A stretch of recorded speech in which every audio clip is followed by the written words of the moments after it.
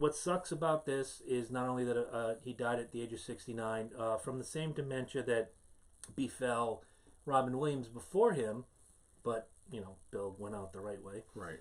But he's most remembered for that one moment. 1986 World Series. October 86, Game 6, if I'm not mistaken. Yes, versus the Mets. And goodbye ball. Yeah, pretty much. He was a great ball player in his day, and you can't fault him for that one fumble. No, not at all. He was a great ball player, and I think for that to be his legacy is just bullshit. You have to look at the whole and not just the one tiny moment. Agreed. In his career. I mean, they ran a stat today on one of the sports talk radio shows. Never in Bill Buckner's 22-year career did he ever strike out 3 times in a game. No. On the day Buckner died, 16 men struck out 3 times in a game. He was a very good hitter. He had so much knowledge. If his ankles hadn't gave out, the reason they had him out there in that game, that late in the game, at Game 6 of the 86 World Series, John McNamara, the manager at the time of the Red Sox, said, Bill deserves this. Right. He's been waiting his whole career for a World Series opportunity. Now he's here. Let's give it to him. And if you have Dave Stapleton out there, well, Stapleton catches the ball. He steps on the bag. He's a champion regardless. Right. But I get, that sentimental feeling of let's get Buckner out there. Let's have him have that opportunity to be on field when this happens. And to my knowledge, it's a fantastic thing. From what I know about sports, you always want when Charlie Hayes caught the last out of the 96 World Series, I've often said it should have been Wade Boggs. Yep. On that field in Yankee Stadium. Yep. But it wasn't. He's still a champion nonetheless. And who rode that horse around Yankee Stadium? Wade Boggs. It wasn't Charlie Hayes. It was Wade Boggs. You want that elder statesman to have that feel-good feeling. And when they brought him back after winning in 2007 to throw out the first pitch in 2008, the announcer says, he is welcome back here anytime. Bill Buckner. And he told the press, I didn't have to forgive the fans. I had to forgive the media because they tore him a new ass for years. And hell, as a Yankee fan, I tore him a new ass for years and years and years. Well, you don't forget something like that. It's inevitable because of what the situation was, and they were so close to winning the series. And that one FUBAR put them like, oh, bye-bye. You own... I mean, you can't say it in any other terms that it killed their chance at winning the series in 86. Well, look at it this way. They were up in that game. I don't blame Bill Buckner. I blame Bob Stanley, who gave up those runs to create the tie ball game that Bill Buckner, as that ball passes between his ankles, Bob Stanley created that, not Bill Buckner. They let 2 runs go to tie the game, and it wasn't Buckner's fault. Had that been any other play, okay, we move on to the next one, strike 3, whatever. You remember who made the last out of the 86 World Series? I'll never forget. I don't. Number 17, second baseman, Marty Barrett. Fuck him. I'm not a Red Sox fan by any stretch, but I'll never forget him just slapping at the ball like one of the girls I used to coach on softball. Like, I just want to hit this ball. Marty didn't even try. Marty Barrett did not even try. So, Red Sox fans, stop pointing your anger at Bill Buckner. Start pointing it at Bob Stanley and Marty fucking Barrett. The end. It all goes back to coaching. Yeah. And without question. Selection of lineup and selection of who's going to be in the game at the time. Oh, my God. Oh, goodness. Yeah, really. Goodness you. I never do that. Aside from the... Yeah, you do. Not into the microphone like that. Aside from the quote-unquote Buckner ball, do you have a memory of Bill Buckner that stands out as we say goodbye to one of baseball's legends? So it's so far back in the past that in that date, that genre, in that time, I really don't have a specific memory. Mm-hmm. It's a collective memory. Okay. Of how good a ball player he was. I don't have a specific... I can't tell you a specific a play that he did that I would be like, oh, you remember that play when Buckner did this? Mm-hmm. It's more of, I remember him for the ball player he was in the collective of what he did throughout his career. Sure. If I had to pick one, it's that throwing out the first pitch. It's not even in his playing career. Watching, and I always do, whenever the Champions Open, I'll watch opening day. They get their rings. Right. They unfurl the flag. And around here, if you're not watching the Red Sox unfurl a championship banner, you just don't like baseball. You can be a Yankee fan like me. You just don't like baseball. And to see Bill throw out that pitch in 2008, smiling, wearing his old number 6 jersey, throwing that perfect strike down the pipe, waving to the fans, 35,000 people just giving him all the love he's deserved for years and years. To me, it just basically, that closed the book for him. And it sums up his career. And, yeah. And gives a good footnote to what he did during his baseball playing career. Oh, sure, absolutely. And you'll never hear me, particularly, say a bad word other than when I'm, well, fucking with Red Sox fans. I'm never going to say a bad word about Bill Buckner. I just think the guy was class. He was hard-nosed. He was everything you want a ball player to be. He had that dad mustache. He was very old school. Oh, yeah. Very tough. He was Mattingly before Mattingly was cool. Yeah, well, you're right. Mm-hmm. Absolutely. So Mattingly was another good ball player, mm-hmm. and I don't think he gets the kudos he deserves. No, and I think Buckner and Mattingly deserve a spot in the Hall of Fame at some point. Whether they get it, they obviously their what do you call it? Their eligibility is run through. Right. Now they have to wait for like the Vets Committee in a couple years. Both of them deserve a spot in the Hall of Fame. And right now you guys deserve a spot in the Hall of Fame because, as I said before we went hot, I got welcome back gimmicks over here. So you, sir, you get my a goodness. Sierra Nevada Brute IPA. Goodness. Thank you. What do I get? Oh, look, a Sierra Nevada Brute IPA. And for the master of ceremonies himself, the only beer I would be willing to buy that he likes. A little Hoegaarden action right here. Yeah, there you go. And wait, the bat is right here. You can take care of business just like that. Oh, thank you. Robert Pattinson is opening my beer. Yes. Hey, Steven is on his troll account. He says, hello, this is Steven. What? I'm on my troll account. Billy Buck was great. Loved watching him play. We will miss him dearly. Absolutely. Can't say it any better. And Sox fans everywhere. I watched obviously during the hockey game last night, which we'll talk hockey in just a moment. They had a bit of a little special tribute to Bill Buckner, and it was delightful to see because while the Bruins are chasing down a championship, they took time to remember someone who should have been a champion in Bill Buckner. The city loved him. The city hated him. The city loved him again. He deserves better than what he got, to be completely honest. And that's just it. I mean, he caught so much shit for so many years about that whole play in '86, and to a certain extent, deservedly so. But when you look back, it's one play in one game. And like Steven points out in the comments, it was Rich Gedman's passed ball that really did cost the Sox a series. And I think it was Kevin Mitchell who scored on that play. And then the Buckner play was Ray Knight. Correct. And Mookie Wilson hit it. Ray Knight scored. Yep. And, okay. So, I mean... I'm a historian, damn Give the fucking guy a break. I mean, let him rest on his laurels and... Let him be remembered for the ball player he was, not the one play. Exactly. And you can say that about any ball player. Sure. Nowadays. I mean, A-Rod had his bad days. Fuck A-Rod. Fuck A-Rod. I'm just using I know. an example. A-Rod had his bad days. I know what you're doing. Wade Boggs had his bad days. Wade Boggs fucked around on his wife in Boston. Brought his mistress on the road with him. Mark McGuire, steroid-induced or not, had his bad days. Canseco had his bad days. So you can't lump them into this category where... You know what? Ed's got to try this. It's champagne-y. Trust me on this one. You're going to define this guy's career in one moment. You can't. You just can't. It's just like actors. You can't define them by one role. It's their entire catalog Go healthy or go home, kid. I'm waiting.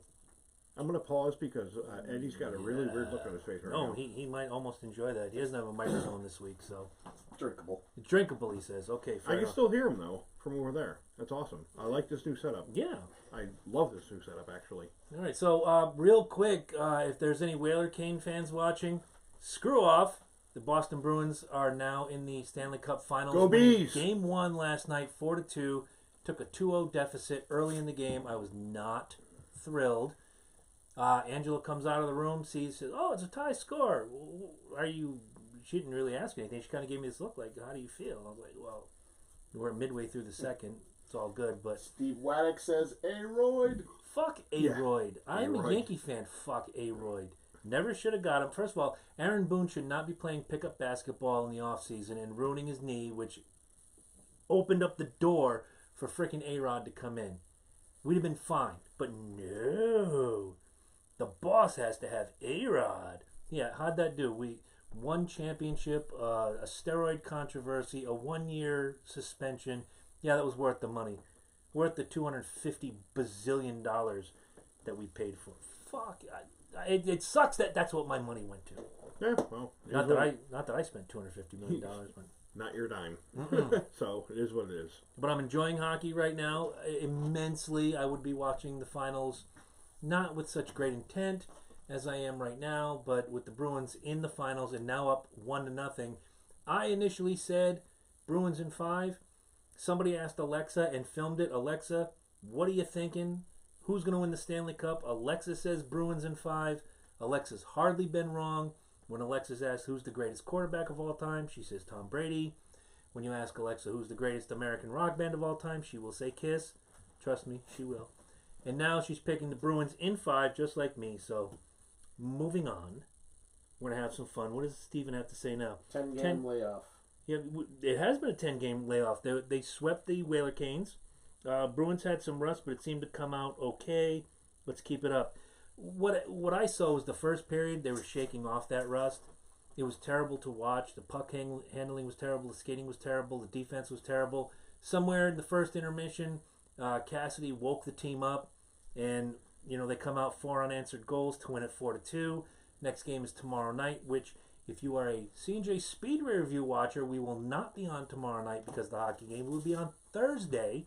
So make a note in your playbook. So I know you guys aren't huge into hockey.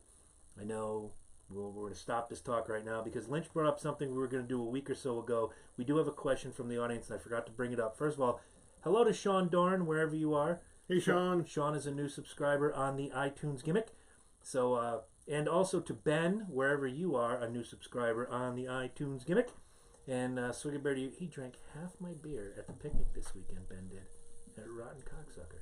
Oh, whoa. But that's okay. Potty mouth. He's mouth. He's a Bruins fan. He's a real good kid, and I was 20-something years old. He's a merchant marine. He deserves all the big ups. And he said, I'm going to go home and get some beer and watch the hockey game, play some video games. He couldn't get beer because in Connecticut, 6 o'clock Jones. Too bad. No beer for Ben. But I had beer here. I tried to tell him. But to Ben and to Sean, welcome aboard the midnight train to nowhere. And we're going to move on. One of the questions that came in on the Facebook, and I'm going to go back to it soon enough. Oh, she didn't like it. You didn't like it? The Namaste White. Oh, I thought she would love it. The Eternal Flame, the Goddess of Love, just gave Eddie a beer. I think Eddie will love that. Eddie is looking. He's looking. Oh, he's putting it on the list. Yeah, all right. There you go. We have a winner. Winner, chicken dinner. There you go. Speaking of, never mind. I'm not going to go to the chicken room. One of the questions came in from Adam Keeman from South Florida. He asked, what would you think if Five Finger Death Punch covered Every Rose Has Its Thorn by Poison? I'll let you start. Ooh.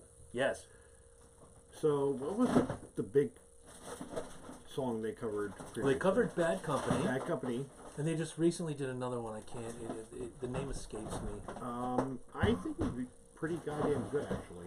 Yeah, I'm not a huge Five Finger Death Punch fan. Whereas I am. Well, that makes 2 in the... Well, But I think they're going to cover Tupac next. Yeah. Woo, woo. But I think they would do a really good job. Never has come to think of it. Not really. Not a heavy band. No. Wouldn't it be great if a heavy band decided to take some Tupac and shine it up? They did Cool J. Yeah. With Tech Nine. Yep. A metal band, I can't remember the name, did Mama Said Knock You Out, did a fantastic job with it. No, I think it was. Yeah, it was Five Finger Death Punch. Was it? Yeah, it was them. I'll have to look it up. Yeah. Definitely have to look it up. I think they do a really good job with it. I mean, they're talented. It's just not the kind of music I gravitate towards. I love metal, and metal is one of my favorite genres. Well, I'm going to look this up. Five Finger Death Punch covers. Eddie's over there in the He's looking for something. What's he doing over there? What is he doing? Blue on Black they just did, the old Kenny Wayne Shepherd song. Tucson, Arizona, I'm not answering. You get nothing unless somebody tells me it's Wisman or somebody like that. No, I think that would be a good song for them to cover. Absolutely. Honestly. I'm not going to take anything away from them. No. They're fucking fantastic. Yeah. They're great live. Let's go see if we have anything on Facebook real quick before we go to our top 10 list this week. In fact, we may as well just go because I have nothing here. And we go to the L&J page where I said, hey, if you have anything to ask, do it on YouTube or on our Facebook page. And it seems as if just Adam. So let's move along. Lynch, you had an idea. Why don't you introduce everything, and I'll go back to the YouTube feed. So we were kind of riffing a couple weeks ago, last show, about top 10 sitcoms of your lifetime, whether it's recent, current, or in the past, classic. And I have my top 10, and a lot of them might surprise Chris. Maybe. Not a whole lot surprises me anymore. But some of Chris's might surprise me. That's true. And if any more questions come in, we'll have Ed pull the plug and I'd like you, questions. Again, I'd like you guys to chime in on our suggestions or our opinions, be it positive or negative. And well, one of mine's going to be controversial. I already know it. Two of them. I already know it's going to be controversial for different reasons. Mine too, probably. All right. So, do you have an honorable mention anywhere on your list? Honorable mention? Oh, boy. Do you remember... Oh, God, I can't even remember the name of the show. It was a syndicate show. Don't say I Married Dora, because that was just horse shit. No. The girl who was a robot. Oh, Small Wonder. Small Wonder. What a great freaking show. Not on the list, but thank give you. them a round of applause. And she grew up to be quite good looking, if you don't mind me saying, after she got to be of age. So, Tiffany Brissett, you're welcome. That was a show that was like typically on the background on the TV when I was like collating baseball cards. You know, it was on Fox. It was on UPN. Well, all those Channel 9-ish stations. Yeah, and guest starred in that. Who? The Body. Jesse. Yes, he did. I forgot about that. Ventura. Yes. Wow. It was a show that I would put on in the background and just kind of like tune out. But every time it was on, I felt compelled to watch it. That was kind of like me in, what was it, Out of This World? The beginning of, what's her fuck? Nicole Eggert? Not Nicole Eggert, or there was a lookalike to Nicole Eggert. There was two chicks that looked like Nicole Eggert. Could have been Nicole Eggert. Look like her. Yeah, but it was the mother was Donna Pascal from Saturday Night Fever. She also had that really shitty sitcom in the 80s called Angie. Out of This World. There you go. That might be it. Out of This World. Yeah. The father's an alien. She talks to him through a cube, and he's... Oh, my God. You're going way back, dude. That's like late 80s, early 90s. Yeah, but still, you're deep in a catalog. That's all I do is deep dive, man. I don't play around on the fucking really surface. Fucking I'm like Jaws. I'm way down here. All right, Donna Pascal, number one. That's really deep. Yes, it is. Because she Saturday Night Fever. Saturday, that's what I said. Saturday Night Fever. The first thing she was ever in. Yeah. First thing with John. And then she had the John Travolta. She had the shitty sitcom with Robert Hayes, who was in Airplane, by the way. You're welcome. Yes. Again, Deep Dive Jones. That's what I do here. Don't call me Shirley. It's the way of the Jones. Don't call me Shirley. She was also in... Maureen Flanagan's the girl. Maureen Flanagan, thank you. Wasn't she in the show with 3 other girls that were waitresses in a bar? Oh, no, Christ, with Ann Jillian. Yes, Ann Jillian. I have so much love for Ann Jillian. There's a lot of heart in that woman. Yeah, heart. Heart, ladies and There's gentlemen, a lot Heart. of heart in Ann Jillian. She was the bomb back in the 80s. It was another Syndicate show. I can't remember. The girl from Wings was in it too. The Southern chick. Crystal Bernard. Thank you. Yes, Crystal Bernard. Look we're both deep You dive. we're Jones today. really deep diving right here. But that show. God damn, I can't fucking remember what it's called. I'm singing the song in my head. It's coming to me. I am too. It's a living. Yes. Oh. Some days I'm so good, I'm better than me, and that's all I've got to say. I'm not gonna go there. Trivia champion. I could beat that fucking guy on Jeopardy right now. Is he still on? Yeah. No. Well, he lost. When? Well, no, nobody can beat him. I'm sorry, that man's a machine. I will whip his ass. Oh, on a side note, Yes. watch the Netflix episode special on the guy who beat The Price is Right. Oh, I've been wanting to watch that. It is amazing. I spent so much time watching serial he killer actually- shit recently. Fuck Drew Carey. He actually put pen to paper and memorized. This is when from when he was a kid. Go ahead. A spreadsheet from when he was a kid. Every fucking price of every item from 1984 Holy shit. to 1996. Yeah. And he would go. He was on the show 37 times. Jesus. 37 times. You'd think they'd stop him after a while. No, he only got selected twice. Okay. The first time, he got every price correctly, and they featured him on the show. And when he got featured, Bob Barker interacted with him and said, "Oh, blah blah blah blah blah. You're a smart guy. You know what you're talking about these prices." And he's just sitting there like, Tell me he didn't give himself up. He didn't tell the story. Please He tell did. me. Well, He on did. Netflix, yes, but not to Bob Barker. No. He on The Price is Right. He played it up. He got a kiss from Holly, who was hot. Hey. Who also filed a sexual harassment lawsuit Against Bob Barker. along with More two others. controversy. Yeah. But anyway, Pennington was the worst. She was ugly as shit. Janice. Yeah. Yeah. But Wow, He we're went deep on- diving Jones over here today. he went man. on to talk about how he figured out how to beat the system. I gotta watch that. It's amazing. I mean, for a guy who I don't even know what he did for a living. I think I want to Probably say an electrician for all we know. like IT or something. Okay. Or Well, if you whatever, got that kind but of smarts, run with it, man. he beat the system, and he would every appearance that he didn't get picked for, he would shout out prices and say, "No, it's $12.99 for that range set, you douchebag," and they would go north or south of that, and they'd lose. Of course. So then that's what brought the attention to him being The only thing that could stop him is that fucking wheel. If he's that good in mapping out prices, the only thing that can stop him is the wheel. that's the only random thing on that show. Yeah. And it's still true to this day because they repeat prize packages for the grand prize and for the But they, Bob Barker and crew were in on it. They figured it. They knew he knew it. They didn't had- cut it. they They had sold to it have though. They had to have known. They had Bob to have Barker known. sold it because remember he kept calling him out by name Yeah. when he wasn't on the show. He's Yeah. like, "Oh, you need to ask him. You need to ask him." Yeah. Because the ratings were good because everyone was like, everyone wanted to know who this guy was, and then they finally had him on the show. Right. Well, and that's when It was Bar- Drew Carey and his scumbag crew Fuck that Drew were Carey. like, fuck this. Hey, he's a we're W- changing everything. He's a WWF Hall of Famer, goddammit. Well, and they fired I know. the that season that Drew Carey took over. They Yep. fired all the producers. Oh, I believe it.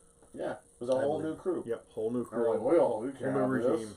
Well, let's dive into our list, and I remember asking you before all this Price is Right. This fantastic story. I want to watch it. By the way, I know I just said let's get back on track.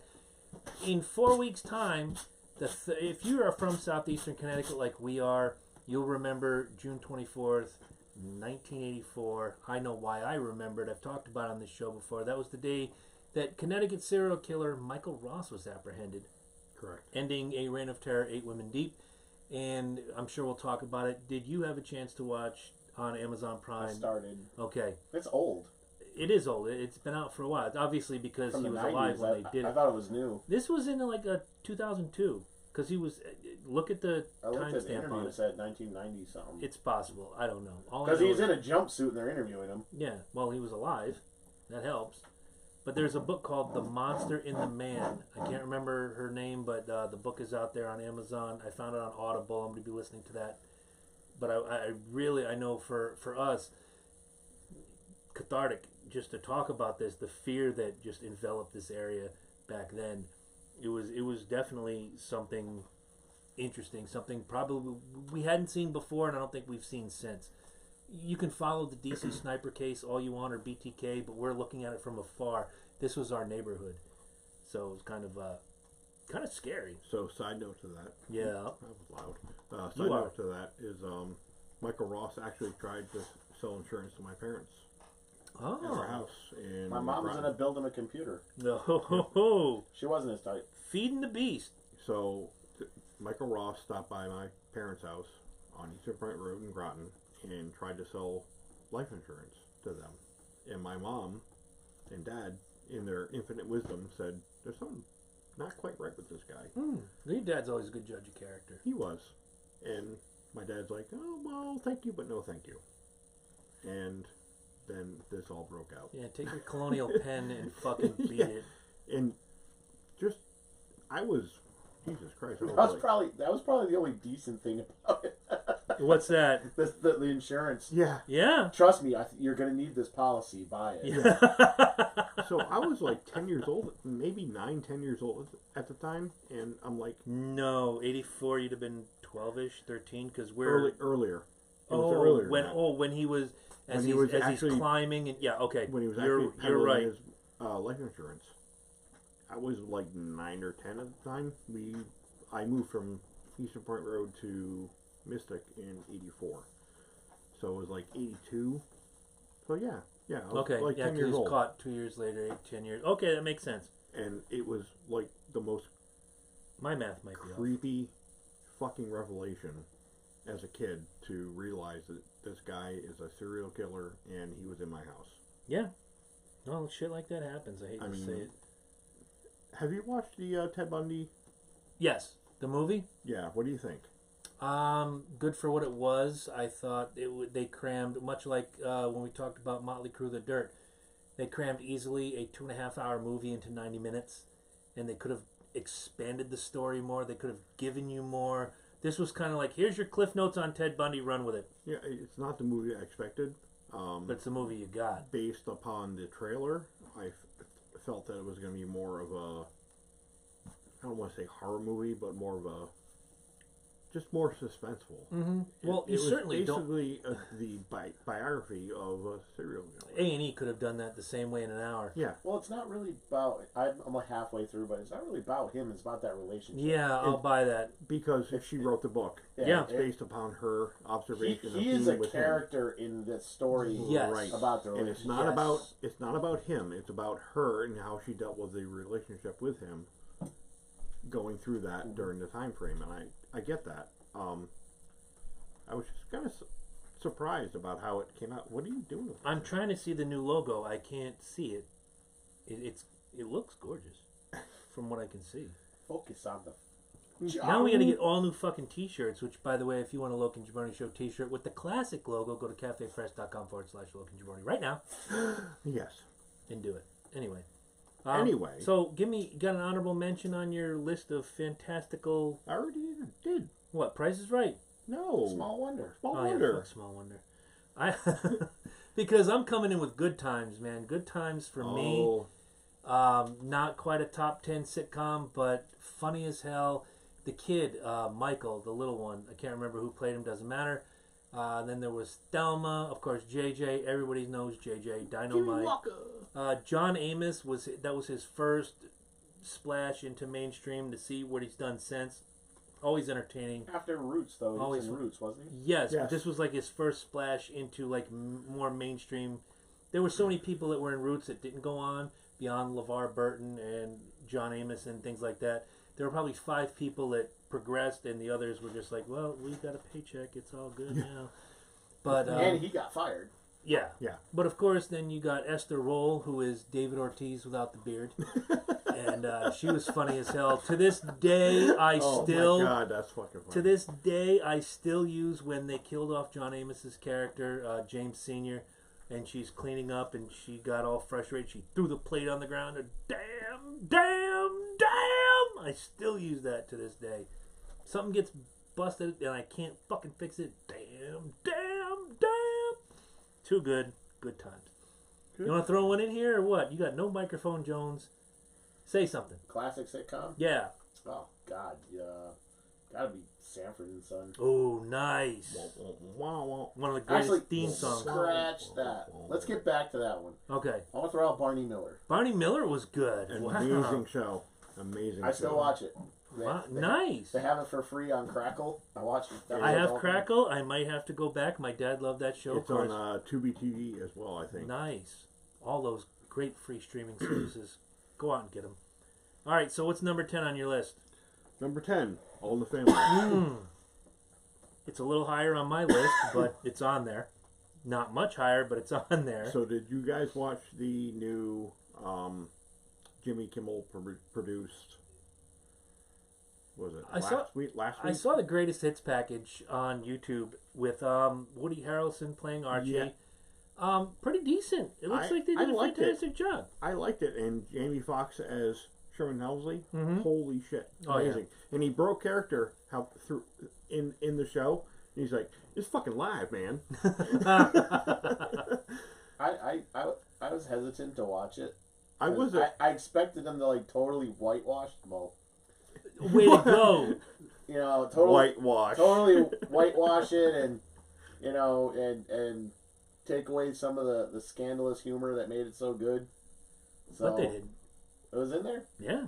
I don't know, because I watched that laughing thing on Netflix, and I was just like, "Good God!" I watched that too last week. I was like, "Good God!" Garbage.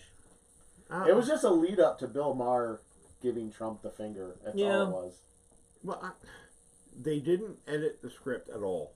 No, they used the original script verbatim. From both episodes, like you said, verbatim, and it wasn't whitewashed at all. I think it was a good show. I think it was worthy of the reimagining of it with the cast. I think Woody Harrelson was perfect as Archie Bunker. Marissa Tomei, lover, hater, It is. Yeah.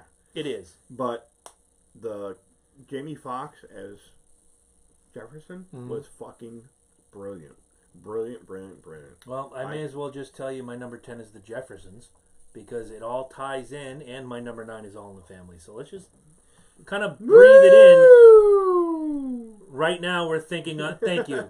Thank you. Right now we're thinking on the same level. You've got All in the Family at 10. I got the Jeffersons. I got All in the Family at 9. Waiting to hear your 9 in just a moment. But those shows, one being a spin-off of the other, and then they had another spin-off off All in the Family, not Archie's Place. Let's not forget about... Let's push that shit to the side. Maude came from All in the Family. On my fucking list, you asshole. Wow. Well, I wasn't picking it. I just mentioned that it was a spin-off. Pardon me for being deep dive. I didn't like you Maude. knew this coming in. I didn't like Maude. I'm not a fan of Maude. She was just too smarmy. It played off better on the Golden Girls when she had Sophia to out-asshole the asshole, which to me was fantastic, because I was never a fan of B. Arthur. I think fans of B. Arthur should be shot and dropped from a helicopter screaming in front of their families. Come on. She was amazing. Whatever. Thank you. Thank you. Boom. I think he mistook rim shot for rim job. I'm not quite sure. What's your number 9, kid? Golden Girls. Oh, wow. Now we're just weaving the fabric a little too deep. Thank you. You over there, the check's in the mail. Thank you very much. Wow. Why, out of all these sitcoms? So, it's not necessarily because I love the show. It's because the nostalgia of it with my grandmother. Okay. She loved that fucking show. And then we would watch it every Saturday night. Whether hell or high water. Golden Girls is on. Mm-hmm. 8 o'clock, Saturday night. That was part of what I called my journey to Saturday Night Live. Yeah. So I'd plant myself in my room, turn on NBC, and just go all the way. You had the sitcoms, like Golden Girls and Amen and all that bullshit. 227. 227, another great one. And the then hour-long drama. The half-hour news, I'd walk out of my bedroom, eat something, go back. Yep. When it was passable to watch. Oh, I started watching when Eddie Murphy was on. There you go. When it was passable to watch. Yeah. And then the 90s. It's gotten better. I haven't seen it in a while. It's gotten really much better. Every now and again, I see a skit and I like it, but like I dig every time Justin Timberlake's on with the Liquorville, Omeleteville, Veganville. Come on down to Liquorville. Oh my god, so fucking funny. Alec Baldwin as Trump is brilliant. Yes. Awesome. That's why I don't watch. I'm over that. But it's still funny. Well, yeah, it's funny. Like you can hear the Ice Cream Man bit by Eddie Murphy 1,000 times. It's still fucking funny. They'll do that with Trump, but then for like 8 years, I'd listen to them like the last president. So I'm like, no. Let's not draw those lines if we may bring it back down. I'm gonna go to number 8 since we've been weaving in and out with. I think this is where we're gonna break open like a flower. I got the George Lopez show at number 8, the sitcom that he did with. Never watched it. Oh my god! Never watched it. Good, so hilarious. Really? Yes. I had heard George Lopez's stand-up, and when I heard he had a sitcom, I watched it once, and I immediately fell in love. It's quotable. It's funny. You can picture your own life being his life. Although I'm not Tejano, so I can't speak to that. But the crazy mom, the wife that 9 times out of 10 she's right, but that 10th time, and he does it in the show. He's like, Angie, I got this, and turns out he doesn't got this. The kids are crazy. The father-in-law is my favorite. The character Angie's father, who comes from Cuba, who's always talking about Castro, and George just rolls his eyes. Oh, here come another story about Castro. It's just funny as fuck. I can't relate because I've never seen it. But check it out. I'm sure on Crackle or Tubi or something. Watch like 5 random episodes. You'll love it. It's really, really fun. Moving on. Number 8 for Lynch. Family Ties. Nice. Higher up on my list, and we'll get to my thoughts on it, but I want to hear yours. So, breakout for Michael J. Fox. Meredith Baxter Birney was already a fixture in television at that point, and very relatable to the 80s. Yeah. Michael J. Fox playing the Republican of the family. The psycho yuppie from hell, as I put it. Correct. And he nailed it. And then you have the ditzy daughter, who was all into fashion and whatnot. Tina Yothers was the sassy little kid that every show needed. And Justine Bateman, who I had a huge, that's what I was talking about. The crush, the dumbass fashion daughter. Huge crush on when I was a kid. And her brother Justin Bateman, who was amazing. Jason Bateman, amazing in Arrested Development. Have you seen some of the more recent films he's done? And Ozark on top of that. Ozark on Netflix is fucking amazing. Highly recommended. And absolutely. Michael C. Gross kind of set a new standard for TV dads. Yeah.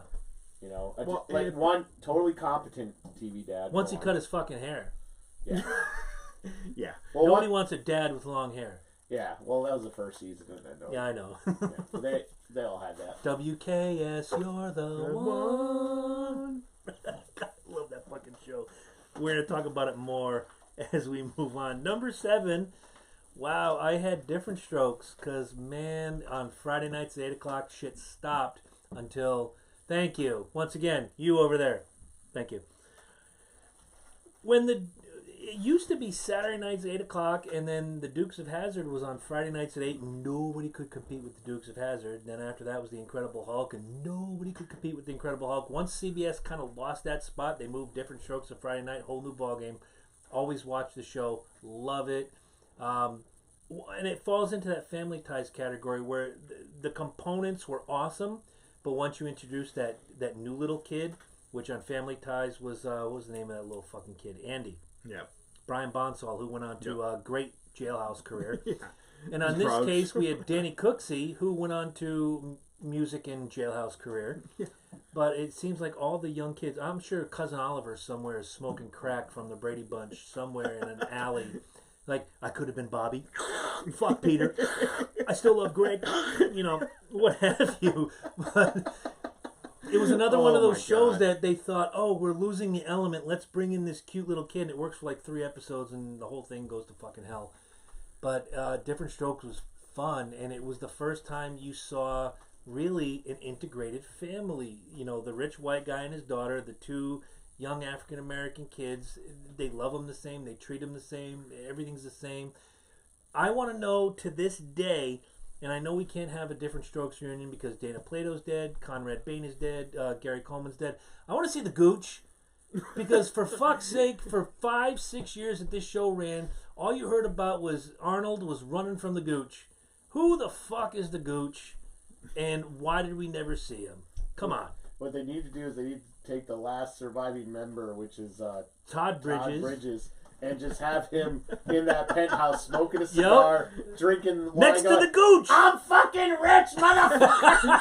I'm rich, bitch! I just had to wait for you white motherfuckers to die! No, wait for it. Wait, because Charlotte Rae just died. She was the maid.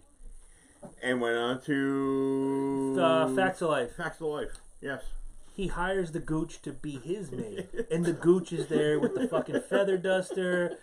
Oh, Christ. I'm cleaning, bitch! I'm cleaning! What a great fucking show. Number 7, sir. MASH. MASH, wow. Okay. Not on my list, but I can understand. It's iconic, though. Another... Even if you don't like it, you gotta give it up for that. Another show that my dad watched religiously. And I remember vividly, 19... I'm trying to think of the last episode. 84.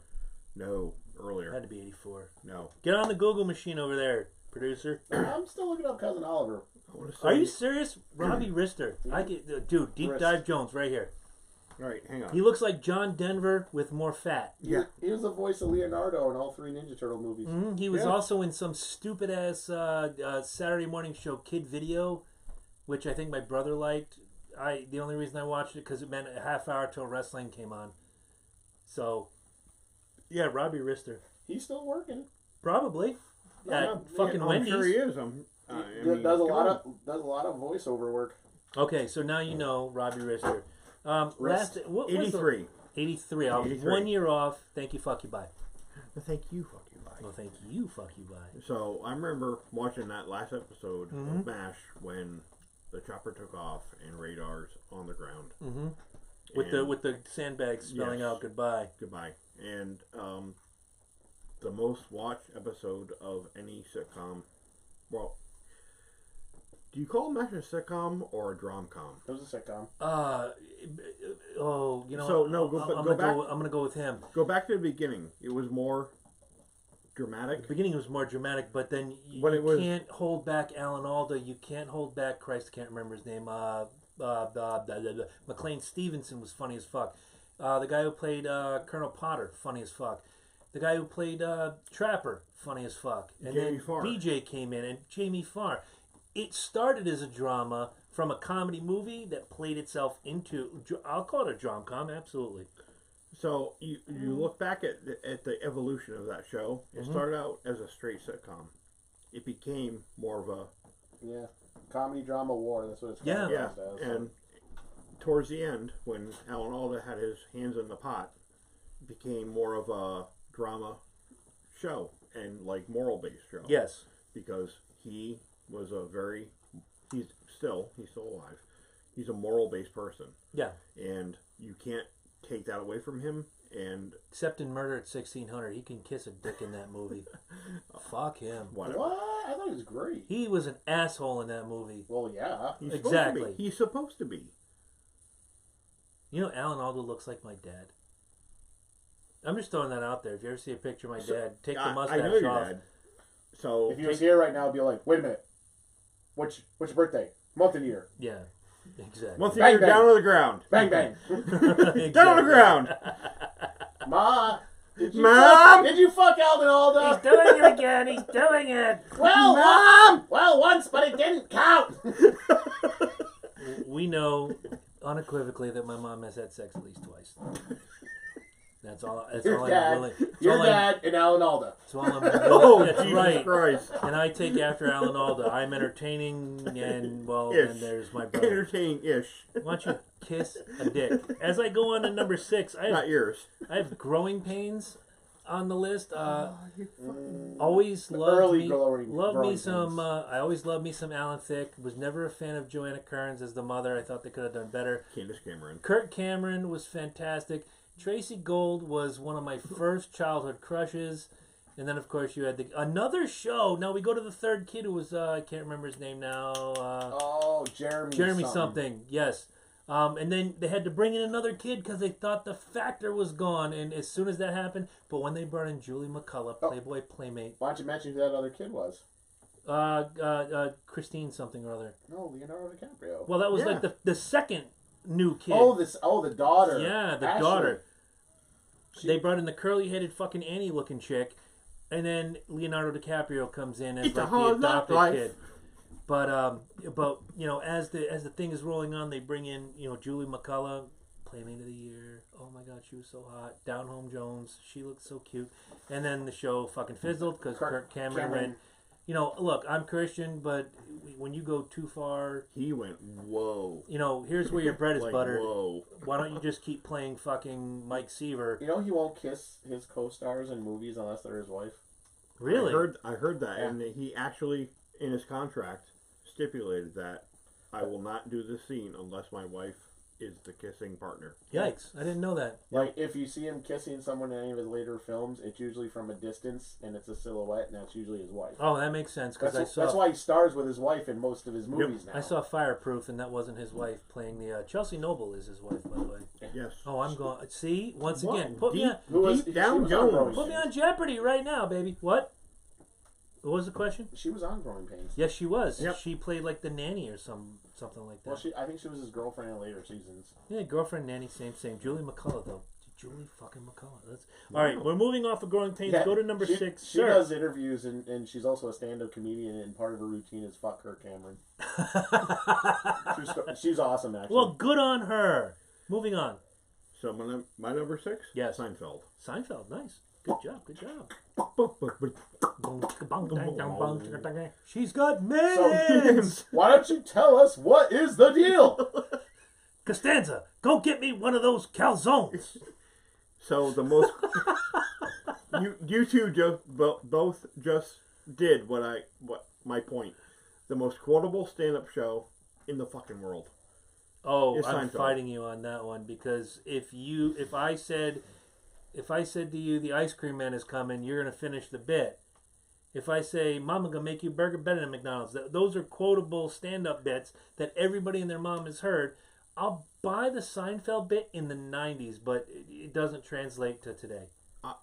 I disagree, and I will give you my reason why. Go ahead. That's why we're here. I watch Seinfeld religiously on TBS. I am sorry to hear that. And every time I watch it, I'll watch the same episode 5 times and still fucking laugh at every Are you talking joke. about his stand-up or his show? His show. Oh, I thought you were saying his stand-up. No, I saw his stand-up. Because that's what he was saying. Yeah, I thought you said his stand-up was the most quotable. Yeah, of course the show's quotable. Yeah, the show's amazing. The puffy shirt, the Ass Man. I just saw the Ass Man episode the other I day. don't want to be a pirate. My God, you're the Ass Man. I saw that. I was flipping channels the other day. Complete truth, and it's TBS, like you said, Seinfeld, middle of the day, and I saw Ass Man. I said, I'm watching it, and I've probably seen maybe 15 or 20 Seinfeld episodes over their 13-year run. I stopped to watch the Ass Man, and if it had been the Soup Nazi, I'd have stopped and watched that one too. Just amazing. I still use No Soup for You to this day. No soup for you. 1 year. My 1 year. Is, out. The Bet. Oh, I love The Bet. The Bet. I'm out. Already? Already? You never saw The Bet? I can't say that I have. It's the one with they all bet that they couldn't go without masturbating. Oh, Jesus. And right within, let me guess. George popped out. He's like, no, Kramer. First. Oh, I can see that. At the same time they make that bet, they discover that Jerry's got a neighbor across the street that strips in the window, and he's like, "Come on!" Come on! And Elaine gets in on it, and at first they don't want to let her because she's a girl, yeah. and she's not the last one to lose. She loses like the next day. Wow. Because she went to the gym with John F. Kennedy Jr. Right. Okay. Yeah. Well, And they won't say masturbate. They just keep saying, "Are you keeper of your domain? Are you master of your own domain?" And like again, it's so. Take it from the 90s to this time, it's so relatable. Okay. I'll buy it. All right. Number 5, I have Cheers. You just can't go wrong. I've binge watched that whole run from episode 1 to the end. I found it on Netflix probably about a year and a half ago, and little by little I've whittled it down. Days off, when Angela falls asleep, what have you. Rewatched the entire run. A fantastic show. Just for me, it's true what the song says. It's a place where everybody knows your name. The beauty of that show is when that door flies open and George Wendt comes in and says, "Evening, everybody," and everybody says, "Hey, Norm!" And of course, Woody Harrelson. In the beginning, it was Nick Colasanto who played Coach, and then he passes away, and Woody comes in. There's always that one-liner. How you feeling, today, Mr. Peterson? It's a dog-eat-dog world, and I'm wearing milk-bone underwear. How you feeling today, Mr. Peterson? Poor. Oh, that sucks. Did you lose money? No, I meant poor. Pour the beer. Those one-liners were classic. And, of course, Cliff Clavin, the mailman, amazing. You get your look at Fraser Crane. I love the episode where he goes on Jeopardy. Oh, yeah. Who is someone who's never been in my kitchen? Well, Alex, be that as it may, that man has never been in my kitchen, and they give him the fucking point. The show was just classic. It was so awesome. The dynamic did not change for Ted Danson when Shelley Long leaves and Kirstie Alley comes in. Got better with Kirstie Alley. I think it did too. I think it got better with Kirstie Alley as well. I never cared for Shelley Long. I will say this: the glue that really held that show together from beginning to end was Rhea Perlman. Just being Carla, and she owned it. Every scene she was in, you were glued to it. You could, look away. You could do this. You can go grab yourself a Coca-Cola because we were young when that show was on. Or even now, if I'm watching it, you can go grab a beer if there's like a Frasier and Lilith confrontation. Ugh. But when Carla's on that screen, you pay the fuck attention. And that's Cheers for me, number 5. Go ahead, sir. Friends. Oh, Christ. Just count me out. I'm going to go pee. Yeah. Come on. How can you not say that Friends is a iconic sitcom? I'm gonna go to the Joey and shake my Chandler, and I'll tell you why in a minute. Son of a bitch. Oh. And here I thought this show was going so well. It was. Can I touch the button? No, I can't touch any buttons. Give that to Lynch real quick. All right. Dude. How can you not say Talk, that? Motherfucker. I am talking. How can you not say that's not an iconic sitcom? Iconic, yes. Good, no. I laugh every time I fucking watch it, though. You're a lonely, lonely man. It's a good fucking show. Come on, man. I'd rather watch Leprechaun. Troll 2. Starring Jennifer Aniston's real nose. Yeah. Pre-surgery. Boom. No, I mean, the watchability factor is high. And that's what I think, to me, measures a good sitcom. You can watch every episode over and over again, and it's still going to be as funny as it was the first time. I don't know. See, I like How I Met Your Mother so much better. On the list. On the list. And I will say, yeah, Eddie! I will say why. Same factor. Rewatchability. You see the evolution of characters. And that's my point on Friends, is that they evolve over time. It's not just a one-note wonder. It's not just, Joey's always dumb, or Chandler's always goofy, or... Answer me this then. I'll concede if you answer me this. By the end of the show, does Joey stop being dumb? He gets better. You're dodging the question. No. Yeah, see? Oh, no, I'm with him now. No. Does he stop being dumb? He's still dumb, but he evolves from the person he was in the first episode. All right, I'm gonna throw in my 2 cents on Friends, because I had a girlfriend that forced me to watch it. We were together for about a year and a half. So I got to see, I don't know what season it was. Fuck, who cares? I hate the show. Sorry. I know it's on your list and you love it. 2 episodes that stuck out to me. First things first. The whole premise is everybody's fucking everybody else and whatever, and I kind of get it, but I kind of don't, and everybody stays like really fucking tight. Yeah, that would never happen. Horseshit. Thank you, Eddie, to start, number 1. Number 2, they spend a lot of time staring at the fat naked guy across the way. Another bit of horseshit for you. Guy with his balls hanging out. Yeah, and again, we're all friends on Tuesday nights. The door is open. You come in, you come down here to Valhalla Underground. Everybody does their thing. You show up on a random Tuesday, I don't think anybody's busting the door open. But again, door's always open. Horseshit. I will mention 2 episodes that got me to actually think this might have been a good show. Was they're moving that couch and pivot. I'm that guy when moving. Yeah. Like, okay, I've got the geometry past. I've got the geometry in there. Fucking T. Pivot. Yeah. Second one, they had like this Jeopardy contest to switch apartments. I have, by my ex-marriage, Chenandler Bong. No, Ms. Chenandler Bong. The first time I met young Chandler back in the day, the first thing I called him was Chenandler, and he looked at me. If looks could kill, I'd have been dead where I sat. And his mother looked and goes, he hates that. I've been doing that for years. But for some reason, it was okay by me because I gave him Kevin Harvick t-shirts, and he was happy. And, that's how we bonded over racing. But then every year on his birthday, I send him a little message. Happy birthday, Ms. Chenandler Bong. And now he's a part of the gimmick. He's doing great. He's a Marine. He's a fantastic young man. And, of course, his brother Hazen, I call Purple Hazen. Everybody gets a nickname with me. Have a kid. Go find out. This is how it happens. Chris Joseph will nickname everybody. Isn't that right, Big Squish?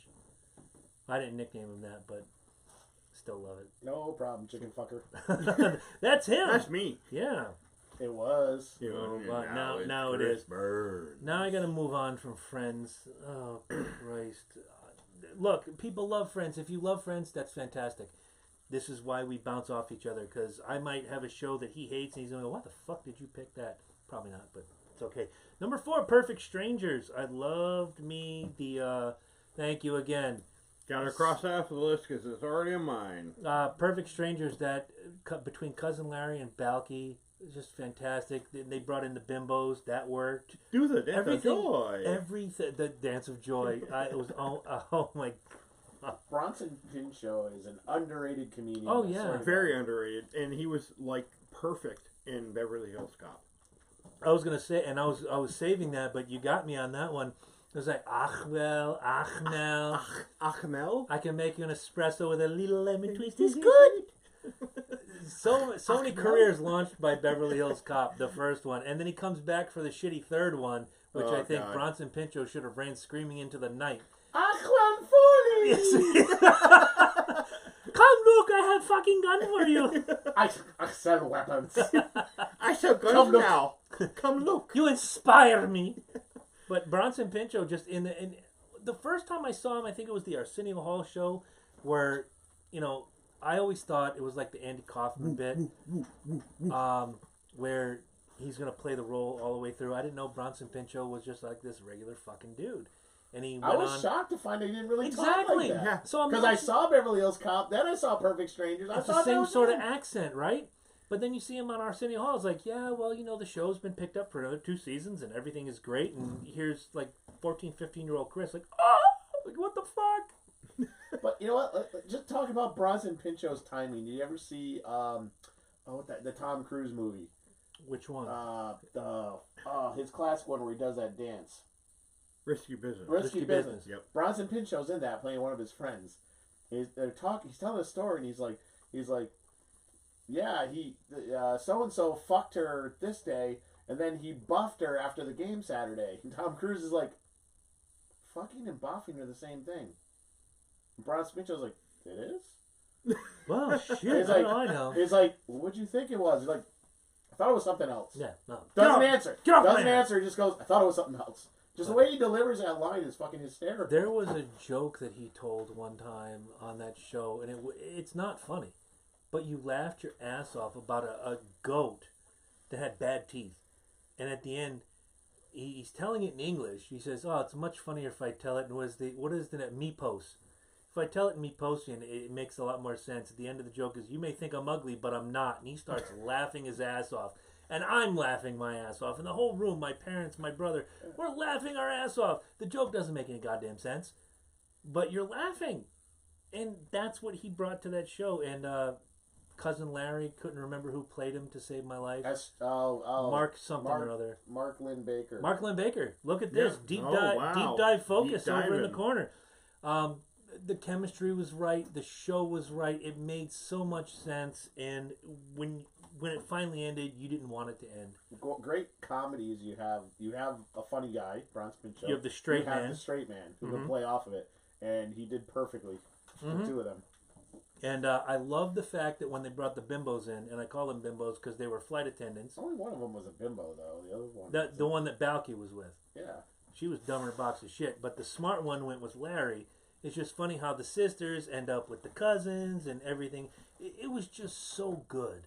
You can't look at this show, and again, if you can find it on a Crackle or a Tubi or somewhere, watch you some the whole Perfect series Strangers. is on Hulu. Okay, Hulu. Yeah. Hulu Jones. And you can get your Fire Stick right now through www.lokiandjabroni.com/Amazon. No, just go to... Or just go to our affiliates, order Amazon. Amazon links all over that page. Yeah, So. we're Amazon Jones. That's what we are. Order up that bitch. Right. Send us some money. Amazon will kick back a little to the show. You get no hidden fees. You get no extra charges. Amazon helps us out. They just want to know that you heard it here first. What do you got? Well, while you're visiting the executive washroom, I was taking a Joey and shaking my Chandler. Yes. So. Thank you. Yeah. How I Met Your Mother. Fantastic show. I haven't watched a whole Not lot the of best ending, but still a good show. The ending kind of disappointed me, but not disappointed. I was sad and I was conflicted about how the whole thing ended. So, you spend, 9 seasons telling the story? Mm-hmm. And it ends on such a down note. I didn't know there was an ending. I thought that show still existed. No. My Oh, apologies. no, it ended. No. Okay, well, again, So, spoiler alert. I am not episodic television guy Spoiler alert. anymore. Oh, mother- you're back. I got you back. The mother. Season 3's coming, bro. I know. We're going to talk about that in just a few minutes because this motherfucker is going to deliver. So. Go ahead. Keep looking away. Tell the people what we're talking about. All right. So, spoiler alert on How I Met Your Mother. He's avoiding. Was that the mother died at the end, and the mother wasn't Robin. Right, and the whole build up of the Robin and Barney and Ted arc ended on such a down note that the mother died, and granted it was a beautiful story to tell, but for a sitcom it kind of ended on a really, really, really sour note. And for them to finally, they don't ever really get together. They just kind of look at each other. For it to end kind of like that, it's like, all right, yeah, we get it. They're finally going to stop being stupid and get together, but still, all the drama they went through for all the 9 seasons that the show was in air. I mean, how can you? And Bob Saget doesn't sound anything like Ted. No. Thank you. Thank you. Bob Saget sounds like Bob Saget. And Bob Saget is a dirty motherfucker in his stand-up Yes, show. he is. And I highly recommend Netflix, Bob Saget on Netflix, and search it. And it's a great fucking special. Great The special. song he does, the boy bands. Oh my God. Kimmy Gibbler got it that way. Kimmy Gibbler did what? Got it that Oh, way. well, Kimmy Gibbler doesn't appear on my list anywhere. Not a big fan of Full House, or I liked Fuller House a little bit. Didn't watch First season 2. couple seasons. Okay. I only watched the first couple episodes. The of next first one's season. the last one. Now, Just wanted now to- that Becky's going to jail. Yeah, Yeah, see, I didn't even get that far. they're gonna call it Big Fuller House. Yeah. Aunt Becky's in jail. It was great to see Jodie Sweetin fill out. Anyway, moving on to number 3, I had Family Ties early on your list, but oh my God, yes. I had Family Ties, and the reason I put it so high on my list was they were like... Because it's fucking awesome! Well, yes, number 1, and number 2, they were like the king of the special episodes, like this week, this special episode. They dealt with addiction, they dealt with death. Tom Hanks drinking vanilla. Yes, you remember? It's vanilla time! I remember that! And maraschino cherries. Yes. Yep. Yes. They dealt with addiction. They dealt with death. They dealt with who was it that was popping speed? Was it Alex? Michael J. Fox popping speed. No, Together? it was it one of the guest stars. what? Oh Christ! No, it was Mallory. Mallory. Yeah, Yeah. popping Mallory. speed to get through the test. And what was the boyfriend's name? Nick. Nick. Hey yo. Yo, Oh hey. no, it was Yo, no, Alex. It was Alex popping It was. speed. Yes. Oh, to get through the testing. Yes. Yes. You're right. Yeah. Holy shit. Bring back 1986 You know what? memories. You know what's funny? Going back to '86, I remember when you go to these sitcoms with the tests, and going back to Growing Pains, having Mike Seaver studying for a test, and he's just looking at the question, and he pulls it away to see if he can get it, and he's making it into a song so he'll remember, and he's holding up the paper, and he goes, "Abraham Lincoln was assassinated while he was still alive." I'm like, what the fuck? So that stuck out, and then the Family Ties episode where he's just you see him, he runs through the kitchen, he grabs somebody, I gotta go to somebody, I love you, and of course Michael Gross is like, what the fuck is going on with What you is up over with here? you, motherfucker? Family Ties was just that show, and it was so awesome, and it really did, being the Midwestern family from East Bumfuck, Ohio. They were everybody. Everybody could relate to Family Ties. Well, it was a very relatable show. Yeah. Because it was very specific to the time. And, I mean, come on, this was 1980, what? 82? That show ran from 82 to like 89. Yeah. And Had a really good run. 7 years. Yeah. And it was... 2 TV movies, I think. Yes, Yes. they went to France and Yeah. somewhere else. Something else. Yeah. England. Didn't they tackle Meredith Baxter Birney's real-life cancer scare on that show? I think Yes. so. Oh, you know what else they did? The heart attack episode where the dad, I can't remember his name now to Michael save my Gross. life. Yeah, that was his gimmick name. That's his real name, but his gimmick name on the show. I He can't was- remember. Stephen Keaton has the heart attack. And, everybody leaves the house. Oh, everything's great. Okay. And then, boom, he falls and somebody comes back to get their keys and they find him on the ground. That was, that's everyday life. Nobody has a heart attack in the mall. No. Sometimes they do, sometimes they don't. When you have these maladies, they happen when you're alone. Random places, times. Random time. And in this particular episode, it happened. He was coming down the stairs, and I'll never forget it. He fell down that little 2-step entryway alcove gimmick. Right on the ground. Somebody came back in. Oh, I'll be right out. Keep the car running. Ah, it's my dad. Boom. Yep. It opened your eyes to real life situations more than other sitcoms did at the time. And Michael J. Fox, he filmed Back to the Future while he was doing that show at the same time. He was probably He doing did. Speed. That's Yeah, probably the where that Speed was episode probably- came yeah. from. Yeah. Yeah. He was on. Tap in, At tap one in. point, he was like the hardest working man in Hollywood. He was tapping that girl for diet pills, just like he was in the show. Yeah. Come on, hey, you got any more of those diet pills? Come on, I'll take you out. They tackled it much better than Saved by the Bell. Yes, I'm so excited. If Well- Saved by the Bell is on anybody's list, I'm punching you. I would never, Thanks. never put First. that. Zach sitcom Morris list. is trash.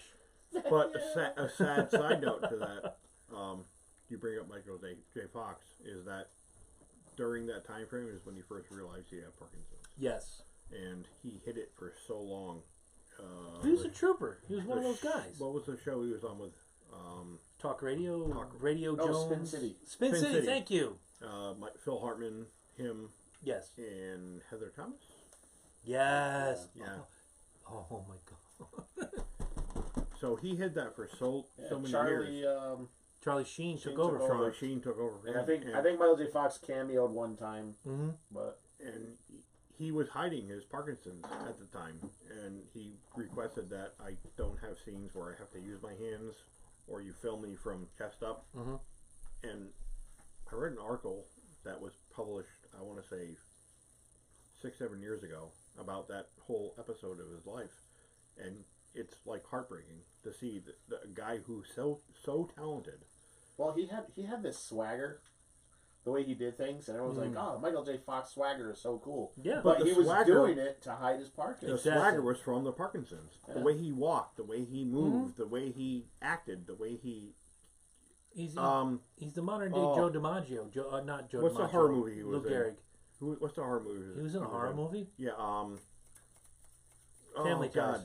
Peter Jackson directed it. The Frighteners. Frighteners. During my God, I forgot that whole about time frame. The way he moves is because of his Parkinson's. Yeah. And it breaks my heart to feel that here's this guy in his, at the time, late 30s, hiding the fact that he has a health malady that is prohibiting him from being the star he could be. And he kind of painted himself in a corner with that. And I mean, it's like if you had I don't know, epilepsy. Okay. And you didn't tell Eddie and I, and you drop on the floor and fucking start twitching like a fish right now. That's ratings. Yeah. I've always told these guys, I've gone on rants where I say, if I have a heart attack right now, just keep filming. But you get my point. I do. It's that you don't hide the fact, bring it to the forefront. And, in later years, he has. But then that would have taken over his career. He wouldn't have the career he had. And, keep it real. No, and that's my point, Eddie, is that he hid it for so long that it became not a focal point of his career. It became a side note. A detriment. A detriment and a side note. And he's the biggest Parkinson's spokesperson I can think of. Like that that new show he had not too long ago, I thought it was pretty good. It was really good. Yeah. And they canceled it within a season. year. Yeah, one season. Yeah, I mean, that was bullshit. And only because... I think people felt uncomfortable watching it. I agree. I'll buy it. Especially if you're like, if you're watching Back to the Future and then you're watching his new show at the same time, it destroys your image of Back to the Future. Well, it shouldn't. But it destroys your image of Marty McFly, yada, yada, yada. It should show the evolution of a person. Not necessarily a character, but a person as an actor in his career. And I say that about Marlon Brando. Marlon Brando was a fucking nutball. Yeah. He had his lines painted on a fucking mural across from him or on his hands. Because he refused to learn his lines. Because he refused to learn his lines in the moment. He wanted to act in the moment, not learn his lines and react off the actors that were with him. Right. Which personally I think is brilliant. But you ask any actor that worked with him. I don't. Do your job. Yeah, pretty much. That's what we ask. But ask any actor that worked with him. He came through. Frustrating as fuck. But he came through. But he came through at the end. He came through and he gave brilliant performances. What do you got for number 3? Brady Bunch. Oh, here I am making fun of Robbie Rister or whatever the fuck his name is, Cousin Oliver Jones, and you've got Brady Bunch that high on your list. That was again another staple in my afternoon TV watch time. Channel 56. Don't fucking 56 and 38. Yeah. And then WSBK TV 38. WSBK Creature Double The home. The 56 was Creature Double Feature. Oh yeah, 38 was the that was wrestling. The wrestling, but they had what they called the midday matinee, where like they would play the talk shows up till like noon, and then from noon to 4, 2 movies. Two movies. Midday matinee, and then the cartoons came on. Yeah. Brady Bunch and all that mess. I want to start a streaming channel just like one of those channels. Yeah, right. I would love to do that. Just like mask, all that bullshit. Yeah. Just pump it full of shit that we watched as kids and that we enjoyed. You know, the 40-somethings like us would be all over that shit like steak. Oh, fuck yeah. Oh, cripes. Oh, my Lord. And the reason I picked Brady Bunch is because, again, it's a staple of my childhood. It was a constant in my house. I come home from school, turn on TV, Brady Bunch is on. It is, yep. And it only lasted, 4 seasons? I don't know. I just know that my daughter discovered it on. Actually, started in the 60s. No, it was really, really short. 69 to 74, maybe 5 years. I'm not sure. I would say 5 seasons. I mean, Greg had chest hair in the 3rd season. It had to be. Well, in my he was banging his mom. Probably, yeah. Well, I know. I've read the book, Growing Up Brady. You can get it on Amazon through looking. You guys have watched the Brady Bunch movies, right? Oh, I love them. They're such a parody of themselves. The best scene in the entire both 5 movies. years. 5 years. 5 years. Okay. Greg and Marcia. Greg and Marcia, when they were sharing the attic room, and they both were like corny for each other. Yeah, that is like the iconic thing when you were a kid at 10, 12 years old. How did you look at Marcia? That's a strange question because I always thought she was uppity. I didn't find her attractive. I thought Christine Taylor as Marcia was more attractive in the movies. Yeah. But Maureen McCormick herself, not so much. But the whole thought of the I always thought there was a dynamic there. Oh, God, yeah. Oh, yeah. Even as a teenager, yeah. my you daughter, wanted a banger. my daughter some years ago, Christine McCormick or Maureen McCormick or Christine Taylor. Yeah. No chance. Christine Taylor wins. Hand over tea kettle. My daughter. I'd give Jan a chance. Oh yeah. Oh, Eve Plum was a good-looking girl. She was. Susan Olsen, not so much. You will always be Cindy. You will never be anything but Cindy. Even Cindy. now, at 59 years old, you are. She fell seashells by the seashore. A tattletale. All that bullshit. But when my daughter found the Brady Bunch on Nickelodeon some years ago, I was still living up in Brooklyn, and she just became obsessed with everything Brady. And I'm like, just don't, please, just find something new to obsess about, because it's one of those shows that once you watch, you're hooked. Kind of, yeah. And that brings me back to Friends. Once you watch, you're hooked. No, you're hooked. Yeah. I feel invested in that show. Because I grew up in that era. I hope your investment comes up dirty and you're like Enron. You just owe everybody millions. Come on, man. Come on. Horseshit. I can't do it. Come on. Who can't not love Courtney Cox? I hate Courtney Cox, to be honest. All right. How about Lisa Kudrow? I'm not a big fan of hers either. I like Aniston, though. Oh, my God. You guys are fucking killing me. Love me some Jennifer Aniston. I like Jennifer Aniston, but I liked her from Ferris Bueller, so... I liked her from Ferris for Bueller. that the TV show. For the one season she was in. Charlie Schlatter as Ferris Bueller. Full disclosure, when I was in the Army, I had a girlfriend. I was overnight, and then she worked. She would sleep during the day, and she'd have to go to work, and then I would sleep. She would always ask me, watch Days of Our Lives and tell me what happened. So I'm trying to keep notes. I got this fucking flow chart. The guy with the lazy eye told the lady from Our House, remember Our House with Wilford Brimley? Yes. And the dude with the diabetes. And the dude with the really bad pixie afro, and I'm trying to explain to her what happened. She's like, I have no fucking clue. 3 weeks later, I'm like, so John and Marlena did this, and then Victor came in, and I found out when Friends got hot, I found out that Jennifer Aniston is the daughter of the guy who played Victor Kiriakis on Days of Our Lives. So immediately she becomes a favorite of mine. And she eclipses her father. She's just so much better than John Aniston. But John Aniston is a great character actor. Fantastic. And Matthew Perry's father actually showed up in Friends.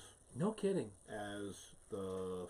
He played Joe Perry from Aerosmith. No, he actually played one of Rachel's boyfriend's parents. And you cannot... You can definitely tell the heritage there. Stop. Now this is going to show that I've watched. And listen. I've watched a few of those episodes, as I said earlier. Which was the one? Which one of the hooker ladies, Kudrow or Cox, that dated Tom Selleck as part of the show? That would be Courtney Cox. Thank you very much. Okay, so you see, I have watched the show. You have experience. I've made my decision not based on just blind hatred. I've watched the show. I hate it because I've watched it. Well, and you know what? That's your opinion. I stand by it. I started watching the first season because Amy was the same thing. She said the same thing said. And I got through 3 episodes. I'm like, I'm just not. It's not grabbing me. Amen. Now we go on to number 2. Here comes my two controversial picks are 2 and 1. I want to stand behind this show for everything it gave to people. Again, not the special episodes you want, but the special episodes you need. I picked The Cosby Show as number 2. There's nothing about that show that sucks. Even when they brought in those young characters, even when they changed a little bit of the format around, it was still entertaining, it was still funny. Bill Cosby, forget what he's done if you can. And just focus on the fact that this show was fantastic from start to finish. Yeah, again, focus on the performer, not his actions. Separate the art from the artist. Art from the bullshit. And there were other people that were. I was home alone and I watched, and this is where I'm going to give Ed a tip of the hat. I was watching an old WrestleMania, and I watched Triple H, Shawn Michaels, and Chris Benoit in a three-way match. And Chris Benoit put on a hell of a performance. And for that one day, I separated the art from the artist. I said, okay, I'm just going to watch this unbiased. I'm just going to enjoy the art. Which I think now, only one station on our cable system, which is called Centric, which is like BET Junior, is playing The Cosby Show. So if you are enjoying The Cosby Show, enjoy the art. Separate the artist. We could point to a whole bunch of Phil Spector. Enjoy the stuff that he produced. Forget the fact that he shot a woman in the mouth and killed her. Amy Winehouse, just watched a great documentary about her. Listen to her music and enjoy it, and forget the fact that she was just like this raging alcoholic that just could not stop long enough to appreciate what she had. Bill Cosby, kind of a separate story, going along the lines of, say, a Harvey Weinstein or a Kevin Spacey or what have you. Roman Polanski. Yes. I mean... Yeah, but people are so quick to try to forgive him. It actually kind of sickens me a little. I don't forgive him, but I appreciate his work for what he did. Rosemary's Baby is probably one of the best horror movies I've ever seen. And it shocks you. It's a great piece of work. Mm-hmm. Do I love the guy? Absolutely not. I don't condone what he did. But his work is fantastic. Well, allegedly... Again, I don't think it's still been proven. I think he's still... No, he admitted to it. Oh, did he? Okay, yeah, he did. Okay. He admitted to it years ago. He left before sentencing. Yeah, he went to France, I think. Flight Risk Jones. Yeah, he went to France, and he's in a state where you can't be extradited for your crime. Gotcha. Okay. So they're gonna have to love it or leave it. It is what it is. They're gonna have to send in like SEAL Team 6. I mean, I like the Ninth Gate. I thought it was a good. But think about what he went through with the murder of his wife. We'll go back to the whole Manson thing. Yeah, Sharon Tate, pregnant with his first child. And, you're going to go off the deep end, and I'm not excusing what he did, but at the same time, you have to think about the stuff that he went through. Bill Cosby went through none of that. Bill Cosby was drugging and raping chicks from what we are alleged to believe, and yes, he's been convicted, and he's in jail, and he's doing his time since 1974. Now, Polanski in 1969 loses his wife, loses his unborn child. Okay, we get it. We understand. You've gone through some tragedy. That doesn't negate the fact that what you did in later years was reprehensible. Right. Doesn't preclude the fact that correct. Now you shouldn't rape a fucking 13-year-old girl. Right. Could you get a lighter sentence because of emotional damage that you've gone through? Maybe. But again, I'm not a judge. I'm not a lawyer. I'm not anything. Much like you gun nut motherfuckers out there who want to reach through this fucking screen and strangle. Wah, wah. Gun doesn't kill people, motherfucker. A crazy person with a gun kills people. Eat shit and live. Thank you very much. I'm Chris Burns, and I'm not in the NRA. Eat shit. I'm not Charlton Heston. So I'm crossing Cosby Show off at number 2. We're waiting for your number 2. I love Lucy. Better not suck. Oh, nice. I'm gonna clap too. Yes. Yeah, everybody clap. Yeah. Yes. Wow, I didn't dig that deep. I might have had Dick Van Dyke in that place, but wow. All right, so I was... Oh, see, bigger applause! Eddie with more applause, yeah! So it was really a teeter-totter between I Love Lucy and Dick Van Dyke. Mm-hmm. So I grew up watching, again, another show that I watched as a kid in my grandmother's house. I spent a lot of time with my grandparents on my father's side. Right. And my grandfather absolutely fucking adored Lucille Ball. I can see why. And funny as fuck. She was funny. She was beautiful. She was very talented. And my grandmother loved Dick Van Dyke. Again, married Tyrell Moore. Dick Van was Dyke. Sexy till she died. She was sexy as hell. She was one of the most beautiful women in Hollywood. I will say that right now, without a doubt. I think she was beautiful again till the day she died. Mm-hmm. Even with the work she had done to her, she was still a beautiful woman, talented, had a philanthropic, just she seemed like a genuinely nice person. Yes. As did Dick Van Dyke, and as did Lucille Ball. Yes. Towards the end, she got a little nutty towards the end. Well, and she had many spin-offs of that show that went on. She had the Lucy Show. Yeah. She had Lucy and Desi. She had. I remember the sitcom she had in the 70s that was with her and a cast of unknowns at the time. At the time, but they rose up. Right, they rose to the occasion. It was just Lucy at that point, or the Lucy Show. The Lucy Show, yeah. and her son Desi Arnaz Jr. Oh, from the Brady Bunch, remember? Yeah. The Desi Arnaz fucking fan club gimmick. Yep. Let's just throw out, if you're a sci-fi fan, it's because of Lucille Ball that Star Trek is still even a thing. Because why is that? Because Desi Desilu Lulu Studios syndicated Star Trek. No shit. It was Desi Arnaz and Lucille Ball that stood behind. And this is where you come for education, kids. You come to the Loki and Jabroni Show. Tell your friends right now. Because Lucille Ball and Desi Arnaz stood behind Gene Roddenberry and said, I will syndicate your show, and you're going to use our studio, Desilu Studios. Mm-hmm. So if you watch every episode of Star Trek, the original Star Trek, at the end it says Desilu in cursive. Do you have a reverb gimmick on there? Like, no? Oh, I was going to do space. The Final Frontier. No, doesn't work that way. Ah, damn it. We need a horseshit button. You give some, you lose some. Well, we're giving up the horseshit button. I'm going to have the horseshit gimmick before you guys know it. I'll take the quality over the horseshit. Yeah, so will anyway. I. Fantastic pick. No, but I mean, again, it's an iconic show that I grew up with, and I think that anybody who's listening will agree that if you're old enough, or if you can fire up your YouTube gimmick or your Hulu or you can go get a Fire Stick from LokiandJabroni.com, click our affiliates, go to Amazon, buy a Fire Stick, and watch. I think if you sign up for Amazon Prime, they have some lost episodes. Yes. There are on there. I love that show for so many reasons, and it wasn't, as a kid, I was on the fence about that show because it was, I'm forced to sit and watch it because my parents are watching, my grandparents are watching. It wasn't until Eddie Murphy did this spoof on, in his Delirious, Netflix, Eddie Murphy Delirious, go watch it. He's talking about how much he loved Ricky Ricardo. It's like, the whole thing. And I'm like, I have a new appreciation. I'm going to go back and watch it. Love it. In the mid-'90s, when I was not only going to school, but working the radio station and whatnot, Nick at Night held me together. And it's a show, I Love Lucy. I Love Lucy, and then the run was I Love Lucy, Dick Van Dyke, All in the Family. It was an hour block. 2 episodes of Lucy, 2 episodes of Dick Van Dyke, 2 episodes of All in the Family. Then you had like some random bullshittery here and there. I lived off that. And then when you go to like the local cable stations at 6 a.m., when you know you should be asleep, but you're not, you watch like the reruns of Family Ties, the Different Strokes, Who's the Boss, which, fuck Tony Danza, by the way. We'll get into that another time.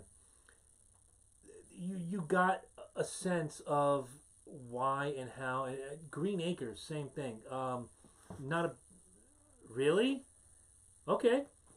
I was not a big fan of Green Acres as a kid, but when you become a young adult, you kind of understood why your parents dug the show. I love Green Acres. I won't lie. Green Acres is the place I thought because farm living is the life for me. I didn't care for Zsa Zsa, but I loved her sister. Darling, I love you, but give me Park Avenue. Screams Eddie Focus. Yeah.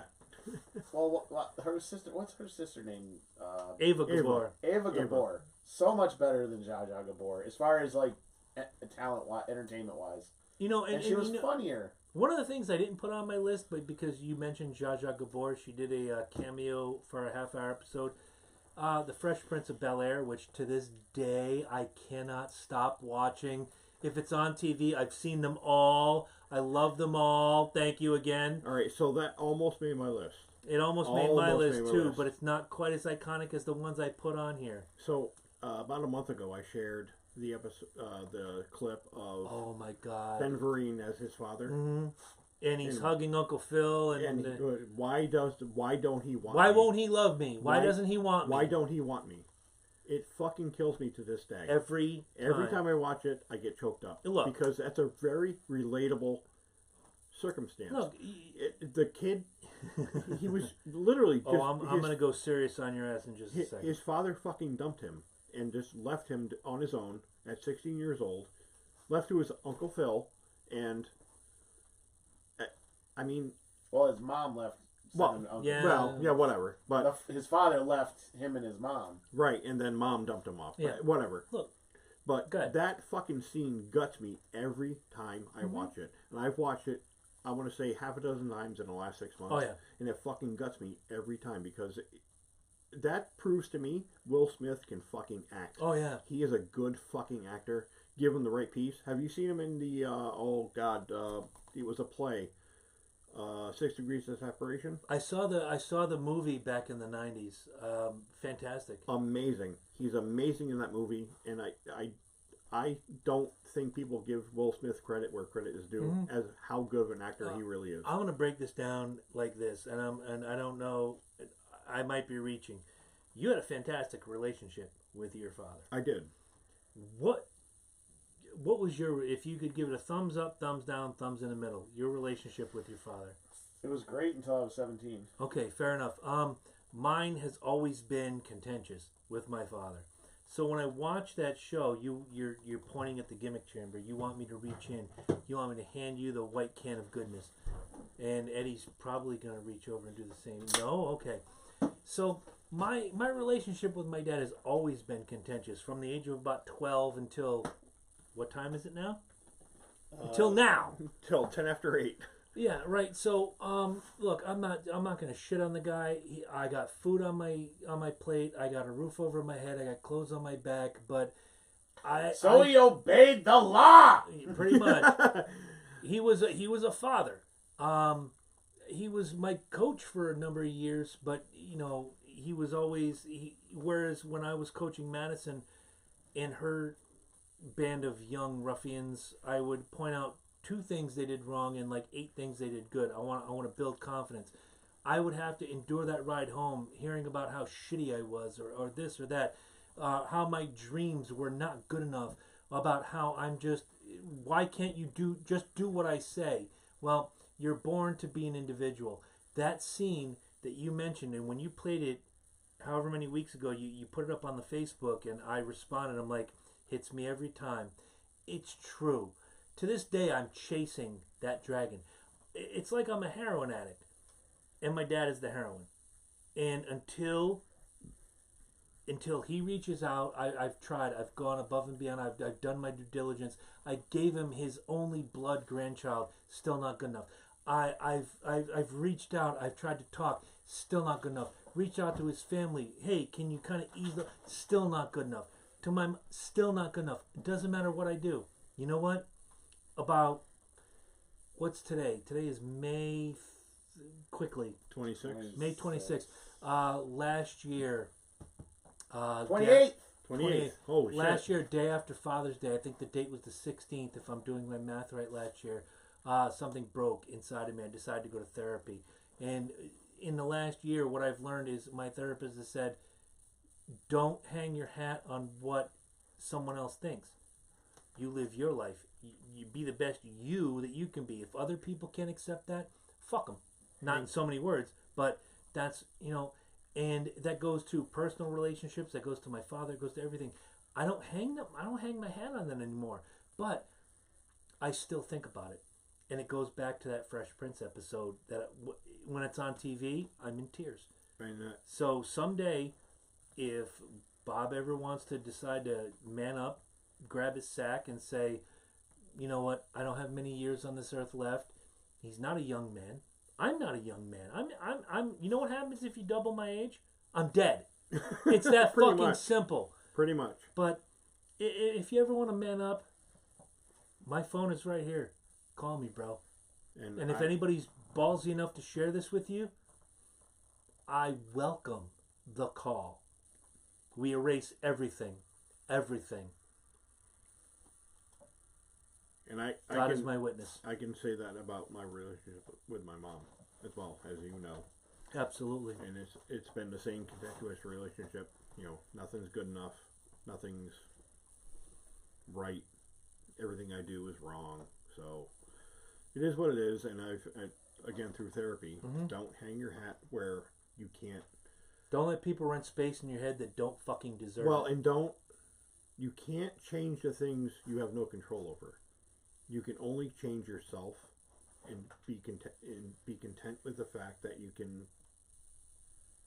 help yourself. Yeah. The people in your life that are fucked up, they're fucked up. And that's the bottom line. And I say this to everybody out there who's going through a similar problem. You can only change the things that you can control. Absolutely. Everything out of your control, let it go. All it's not worth harboring All right, on. we've beaten the shit out of a horse. I had number 2 at the Cosby Show. What do you got for number 2? God, I love you guys. I really do. Even Eddie. So I didn't write it down. Wow, Eddie gets some love. The crowd loves Eddie. My number 2 is How I Met Eddie Focus. No. Oh my God. Rock and roll, motherfucker. Hey, by the way, this week in music history, Ozzy was high 20 years ago. Just letting you know. Oh, go shit. No shit, really? Are you fucking kidding? 10 years ago? Really? This day in music history? Ozzy Osbourne was fucking high. Yeah. Oh my God. What do you got for number 2? Snorting ants off of a sidewalk. Oh, Jesus Christ. He's going. So it's not as much of a sitcom, but it's... we had rules. Son of a bitch. I'm throwing this in there as a Don't side do note. it. I'm doing it. Guys, if don't you're pull a listening on jabroni. audio only and you can't see me punch Lynch, I'm about to punch Lynch. Don't pull a jabroni. Wait, when do I change the rules? All the fucking time. Oh, What? no, the album where you can listen to every track. You tried changing the rules. When? How? You were like, this album, except for this one track. We were like, oh, no, out. One time in 4 years. My track record's pretty good. That's all we're going to talk about is that one time. All right. Let's get back to Lynch. Northern Exposure. Okay, I'll buy it. No, sitcom. I will buy it. Not necessarily a sitcom, No. but a comedic show. I call for disqualification. Oh, fuck you. the referee is throwing the flag. Fuck you. No, I'm serious. Dude. Let's see what IMDb All right, calls it. Yeah, All right. We're going to go to the Google machine right now. And while you're doing this, Internet guys... Movie Database. Yes. Well, it's still on the Google machine. Well, it's actually Amazon. Same. Doesn't matter. If you want to help out the show in any way, shape, or form with a little bit of money, it's Patreon, patreon.com/Loki Jabroni. Donate on a one-time basis, weekly basis, monthly basis, doesn't matter. It all goes back into production, which is how we have this fantastic board in front of us. The brand new sound, the brand new cameras, everything that you're experiencing either live on YouTube or on audio only.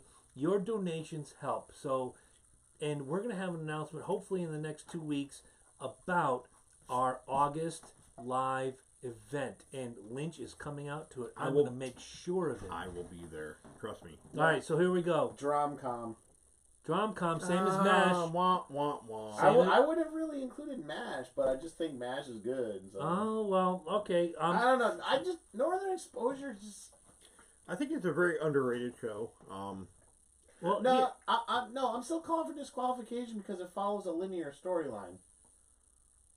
okay. I buy that. Because situation comedies are not always... Well, sometimes they'll have two-parters. Well, How I Met Your Mother? But they don't have linear... Yeah, but... was a completely linear storyline. No, though, but the whole show is them in different situations. You really should have brought a leading up to the microphone, beginning you fucking moron. You know what? Yes. They're on back order. Okay. I have one, so... Could have rigged you up. I don't feel like... We got Mike's old shitty mic over there. It doesn't work. It's broke. Well, I don't know why you didn't put that in the trash already. I want to leave it there as a reminder of $35 not well spent. That's the whole reason it sits there. It's right there. I can see it right yes, there. There it is. Hello, camera. You're right there. Big ass Jones right there.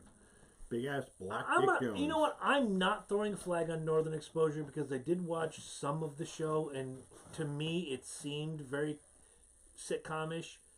I don't know a lot about it. I probably watched 8 episodes in their 4 or 5 year run, however long it ran. It was like 5 years. I enjoyed it. I'm not throwing the flag on this. All right. I enjoyed all the actors in it. I think it was a very well written show. My secondary / pick for that is it's a brand new show on Netflix. Christina Applegate. Who else is in it? The cute chick. Linda Cardellini. Yes. Linda Cardellini. We talked about it a little bit last week. What the hell's the name of it? Dead to Me. Dead to Me. Fucking fantastic. Angela got me into that show. That is like my favorite show. Fan-fucking-tastic. I binge watched that for one night, basically all night. You are a lonely motherfucker sometimes, aren't you? I don't sleep. You know me. Yeah, I know. I'm no Sleep Jones. I am. Once I'm asleep, you can't wake me up, Jones. But that The Way of the Jones. That's, you know what? One day we're going to have an episode about The Way of the Jones. How we all live. No time for love, Dr. Jones. Yeah, there you go. See? Dr. Jones. No, but it's an amazing show. Look, I can't keep up with all these Joneses. You've been using Jones keep a up lot. With my fucking Jones, you motherfucker. Wah, wah. You've been using Jones I love that a new lot board, lately. Eddie. I'm telling That's you, fantastic. that button is going to be used every week from here on forward. I can see it. I'm telling you. When Mike comes back, he's not ready. He's going to be like, what the fuck is this bullshit? All right. You, Northern Exposure, have you said what you wanted to say? Because we're about to crack number 1. We have to have fresh gimmicks. I did. We have to... Okay, hold on. I'm good. I'm good with Northern Exposure. Again, just a very well-written show. I enjoyed it. Great episodes. Great Who was characters. the lead? Patrick what? Patrick Gimmick Jones. I have to look it up. I can't remember. James Earl Jones. No, not James Earl Jones. Northern Exposure? Yeah. Robert Murrow. Robert Murrow. Okay, Murrow. thank you. Yeah, and he went on to be in several other sitcoms or drom-coms. He was other in the guy was what the hell's his name? Bob Backlund. No, he's in a lot of stuff. Dennis I gotta look Haysbert. him up. Hang on. All right, do your thing. Look it up. Before we go to number 1, we want to let you know that next week, by decree of the mayor of Middletown, I will not hit the table because I've been told I cannot do that anymore. John Corbett. John Corbett. He's been in a million. He was in Sex and the City. He was been in a million movies. Yep. We're coming back with a new top 10 list next week, and this was the brainchild. Will you stop? I can hit it now. I know. From the mayor of Middletown herself. Next week, we come in with favorite songs by bands that we hate. And we're giving you this opportunity right now to go to our Facebook page, and to go to the Twitter, which is at Loki and Jabroni, to go to any of our Facebook pages, Twitter pages, which Lynch does not have one that he knows of. I am at cburns19. This is at Eddie Jakes. Actually, I do. It's at Strikers at Strikers McLean. Maybe you should fucking access it. I'll have to look. Yeah. I'm pretty sure it's there. If you open up a new one, tell the people. We want you guys to chime in too. Favorite songs by bands you hate. And give us your content, give us your opinion, give us your input, and we will knock the fuck out of the park. Pretty much. Now, number 1 on my list, I asked Lynch when he said this was going to be one of our top 10s. It says, does this show count? He says, of course it counts. Ladies and gentlemen, my favorite, number 1, no fucking question, Beavis and Butthead as a sitcom. Drum roll. Thank please. you. Yeah, I wouldn't call it a sitcom. Here it comes. He's hitting a button. Fuck me running. Here it comes. Hit it, Eddie. Go ahead. Please pick a button. Pick one button. Pick it. Yellow, green, pick yellow, it. green, yellow, green, yellow, green. Roy G. Biv. Roy G. Biv. Horse shit. That's the new horseshit button, Chris. And I'm going to tell you, the reason I picked it was because it follows the sitcom. It doesn't have a linear storyline. It's always funny. Can you honestly tell me you've watched a Beavis? Put it fucking down. Put the Google machine down. The Google Eddie, machine and take does 2 not. steps away, please. The other day we are in the car and the Eternal Flame and the Goddess of Love said something about I hate Beavis and Butthead, this, that, and the other thing. I was like, you know why you hate Beavis and Butthead? Because you never. Right. I'm going to give it to you because Wikipedia says Beavis and Butthead is an American adult animated sitcom. Thank you. So fuck you. Bye. Yes.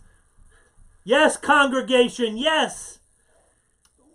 She says, I hate Beavis and Butthead. There's just nothing. I'm like, you know why You know hate what? Beavis and Butthead? No. Because you've never been a 15-year-old zit-riddled male sitting on a couch watching rock videos. She's not a fucking male.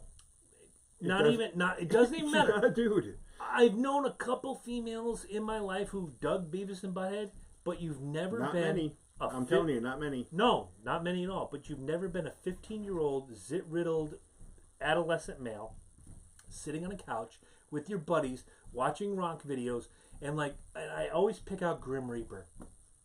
And for those of you on the Facebook page, and why aren't you on the Facebook page, I will share a Grim Reaper video, and you will see why Beavis and Butthead, or be it Mike Judge, who was the voice of both Beavis and Butthead, fucked with Grim Reaper. But the stories were like, I could look at a lot of these stories and go, I was that kid. I not so much, inviting the serial killer into the house and getting a tattoo of a butt with a butt-shaped tattoo right on my butt. There was just so much about that show that I identified with, 10 years earlier when I was a 15-year-old, and to this day. Well, even the movie is like fantastic. The movie's amazing. God. Yeah, it's ridiculous, but it's so fucking on point with being a teenager in the time frame that you and I are. Robert motherfucking Stack. Yeah, Robert Stack. Robert motherfucking Stack. Not only that, I can't remember her name now. Demi Moore? Beverly. No, it's not Beverly. It's Cleo. The old lady on the plane. Who played the old lady on the plane? If I get her name before you do, I'm gonna. Oh fuck! I can't remember. Very famous actress. There's a V in it somewhere. I know I'm reaching here, but Bruce Willis was in that movie. Thanks David for being Letterman, so fucking specific. Demi Moore, Cloris Leachman. I got it. Never mind. There's no V in Cloris Leachman. Thank you. Where the fuck did you get a V out of Cloris Leachman? Because she played Beverly on The Facts of Life. Thank you very much. Deep Dive Jones in the house. Thank you very much. Now, there's a friend of mine who's been on the show before on the Jeff Gordon tribute episode. His name is Chad Hatfield. If we are in the same room together, he could call my name 8,000 times. I will not respond because I just don't hear my name. But if he said Beavis, I turn around. When I call him, he picks up the phone. Hello, I'm like, Beavis? He's like, hey, Beavis, what's going on? We call each other Beavis. I named my fucking dog back in the day. I remember. Beavis. He was the best dog ever. Sheltie. If it were. But just the show made that much of an impact on me because it reminded me of my teen years. I had a guy that I was friends with in high school. His name was Mike Keene, who looked like Butthead, which probably made me love this show even more. Poor fucking bastard. He grew out of that look, thankfully. But yeah, but that show meant so much. It was like me sitting in Mike Keene's living room watching the Hard 30 or the Hard 60 or Headbangers Ball or what have you that MTV would play, and we were dissecting these videos and basically running them down bit by bit MTV by bit. Actually played music. Yeah, back when MTV meant MTV, not fucking Twilight or fucking 50 Shades of Gay. Pretty much. After your number one, I want to open this up to ask us anything. The three of us, if you've ever had a question, let's just do it. Your number one, and then we're going to reach out to Eddie. I'll turn the microphone so they can hear him. So his number one. My number one right now, and I don't know if you guys have ever watched this, is Brooklyn Nine-Nine. Ooh, good choice. I think that's one of the... Terry Crews on that show steals the fucking show every episode. He is amazing. He's brilliant. He's funny. Andy Samberg, love him or hate him, I think he's... Again, he's fantastic. He's great. He was one of the best parts of SNL when he was on in his tenure. Like a boss. The girl plays Santiago. I can't remember her name off the top of my Santiago. Head. Is, again, she's beautiful and amazing and funny. Just funny. It's like very irreverent comedy. And Joe Lo Truglio he was in Superbad. What character did he play? He was also in.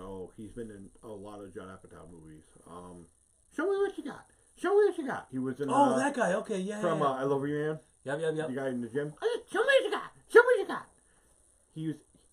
He's so subtle with his comedy that it like makes you go back. You hit the TiVo button. And you're like, I want to watch that again because it was really fucking funny. He's awesome. I think it's probably the best sitcom. Personally, just my stamp of approval. The best sitcom I've seen in the last 20 years. Mm-hmm.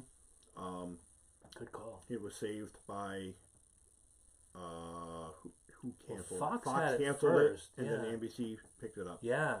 And I thought it was the other way around. I think no, Fox canceled first. it, and then NBC picked it up. Yeah. And for a show to get that kind of support, for NBC to pick it back up after Fox canceled it, granted, Fox is like the number 4.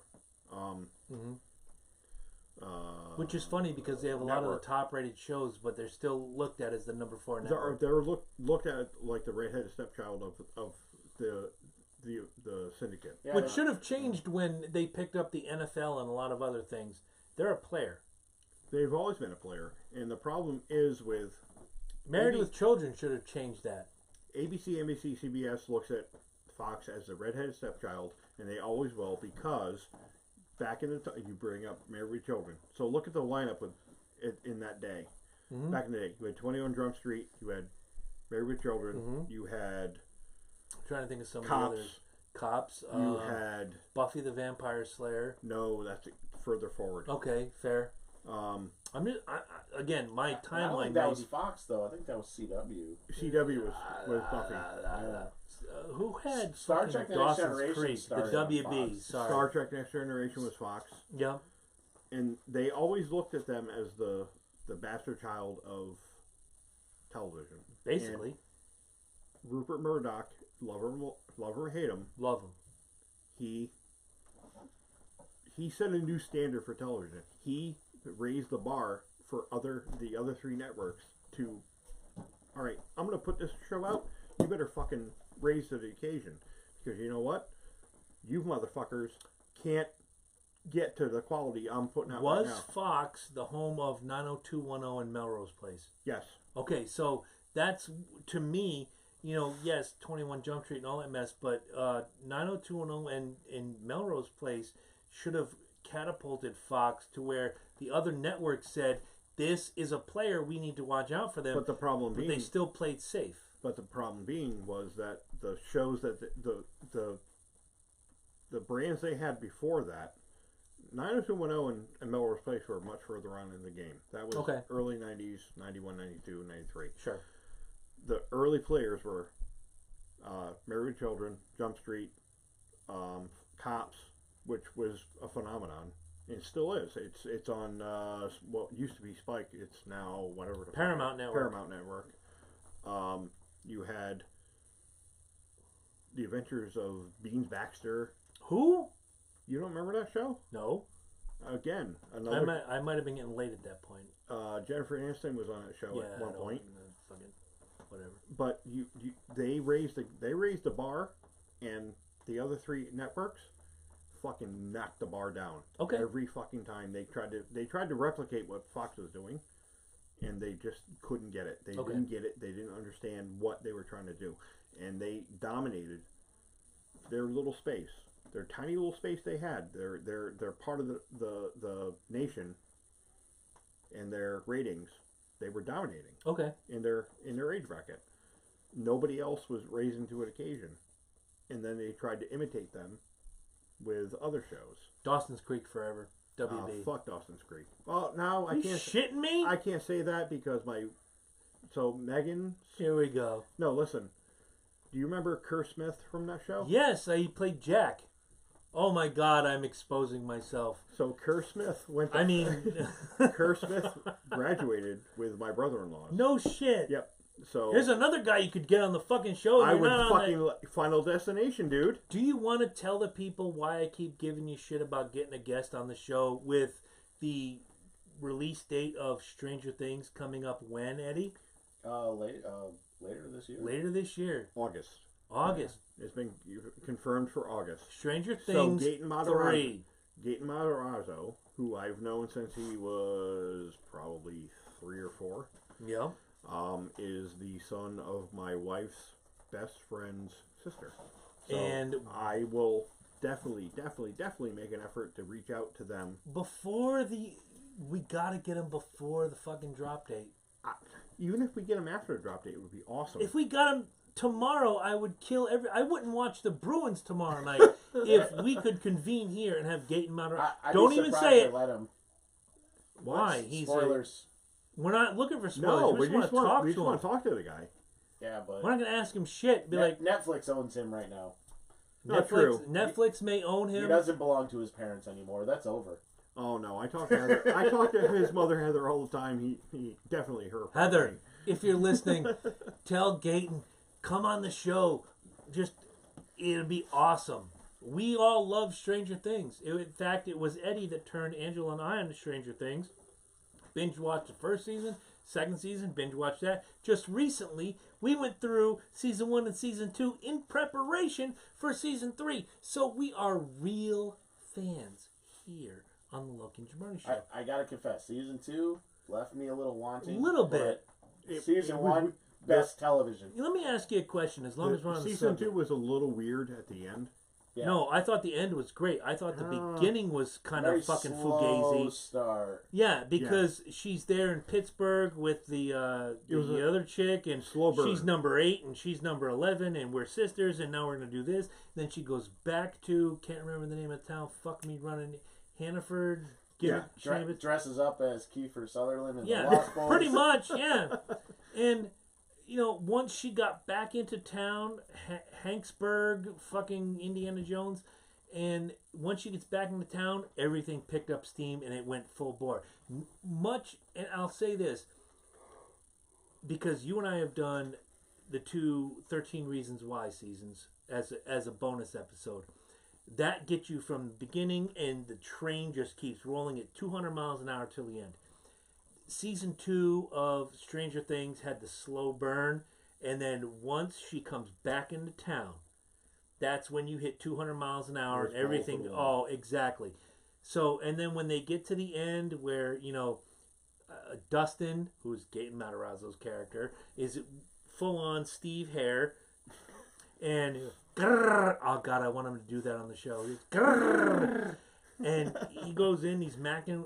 The chicks don't want him, but hooker face that slept with everybody comes in and says, "Dance with me." And all the chicks are like, "Hey, look at him. He's doing." Well, all it takes is that one. Hey now. Steve's ex-girlfriend, whatever. The whole thing made sense at the end. But man, those first 3 episodes were tough to get through. They were. They really were. And I'm not going to deny that. As much of a fan of the show I am, it was really tough to get through. But the payoff... Well, that's not Gaten's problem. That's the writers and the producers. The payoff was fucking amazing. Real quick around the table, if you have one question you've always wanted to ask out loud, keep it clean, Eddie. What about my favorite sitcom? Oh, yeah. What's your favorite sitcom of all time? Eddie. Currently, Family Guy. Family Guy, okay, I'll buy it. I will. The Kiss episode is my favorite. Yeah. Every day. I still, to this day, I never get bored of that. I want to rock and roll all night and have a really good time. I have heard. And most of the day. About a popular word called the bird. Bird. You dressed as Peter Criss. Even Peter Criss doesn't want to be Peter Criss. Shout out to our friends at 3 Sides of the Coin, because they're the best Kiss podcast out there. Yes, give it up for 3 Sides of the Coin. All right. Bird is a word. Even not so much a personal question, but a question you've always wanted answered by somebody else. Just I'll start with, we'll go Lynch, Eddie, me. Go. Oh, what are we doing here? Any question. It was ask us anything, but not everybody responded. We did the sitcoms, and if there's a question you've always wanted answered by somebody else that you were afraid to ask or just never asked, what is it? That's a tough thing to pose. And that's why I'm here. Oh, I put the tough shit on the table. Don't tell Bob. Make me crack a new gimmick. Don't make me crack you in the head. Don't make me crack a new gimmick. If a girl sticks a finger up your ass, how long before you wipe it away? 2 seconds, and then that's it. 3 seconds. It's a 3-second rule. Is it? Yeah. I've always said Always 2. 3 seconds. Wait, don't! Stop! Don't stop! Don't stop! Don't stop! Don't stop! While these guys are figuring out their anyway, question, go ahead. Okay. Oh, you I got really one. have a hard time coming up with the question. Okay. I mean, what the fuck would people want to know from me? Let me ask you this, because this has been on my mind. I've been arguing with a friend of mine. Took him off my Facebook. I'm sure he's still a part of Logan Jabroni World and whatever. I just can't deal with his liberal bullshit. And when I say liberal, I mean uber fucking liberal. Super right. Mine's a 2-part question. First part of the question regards abortion. Okay. Now it's going to be a 3-part question. 2-part about abortion, 1 part about the other thing. If somebody kills a woman who's pregnant for 5 months, it's considered a double homicide. If a woman aborts a baby at 5 months, it's considered okay. Why, in your opinion, if you think it's okay, is that okay? Is it really though? I mean, that's what I'm asking you. I mean, you fucking floored me. With You're that question. damn right. I come with the hard shit. I mean, that's a really tough... I'm going to move this over here so Ed can answer and everybody can hear him. Oh, wow. Boom Jones. That's a really tough question, Chris. I mean, and it's a very well thought out process, but I mean, so if I murder a girl who's 5 or 6 months pregnant... Double homicide. Double homicide.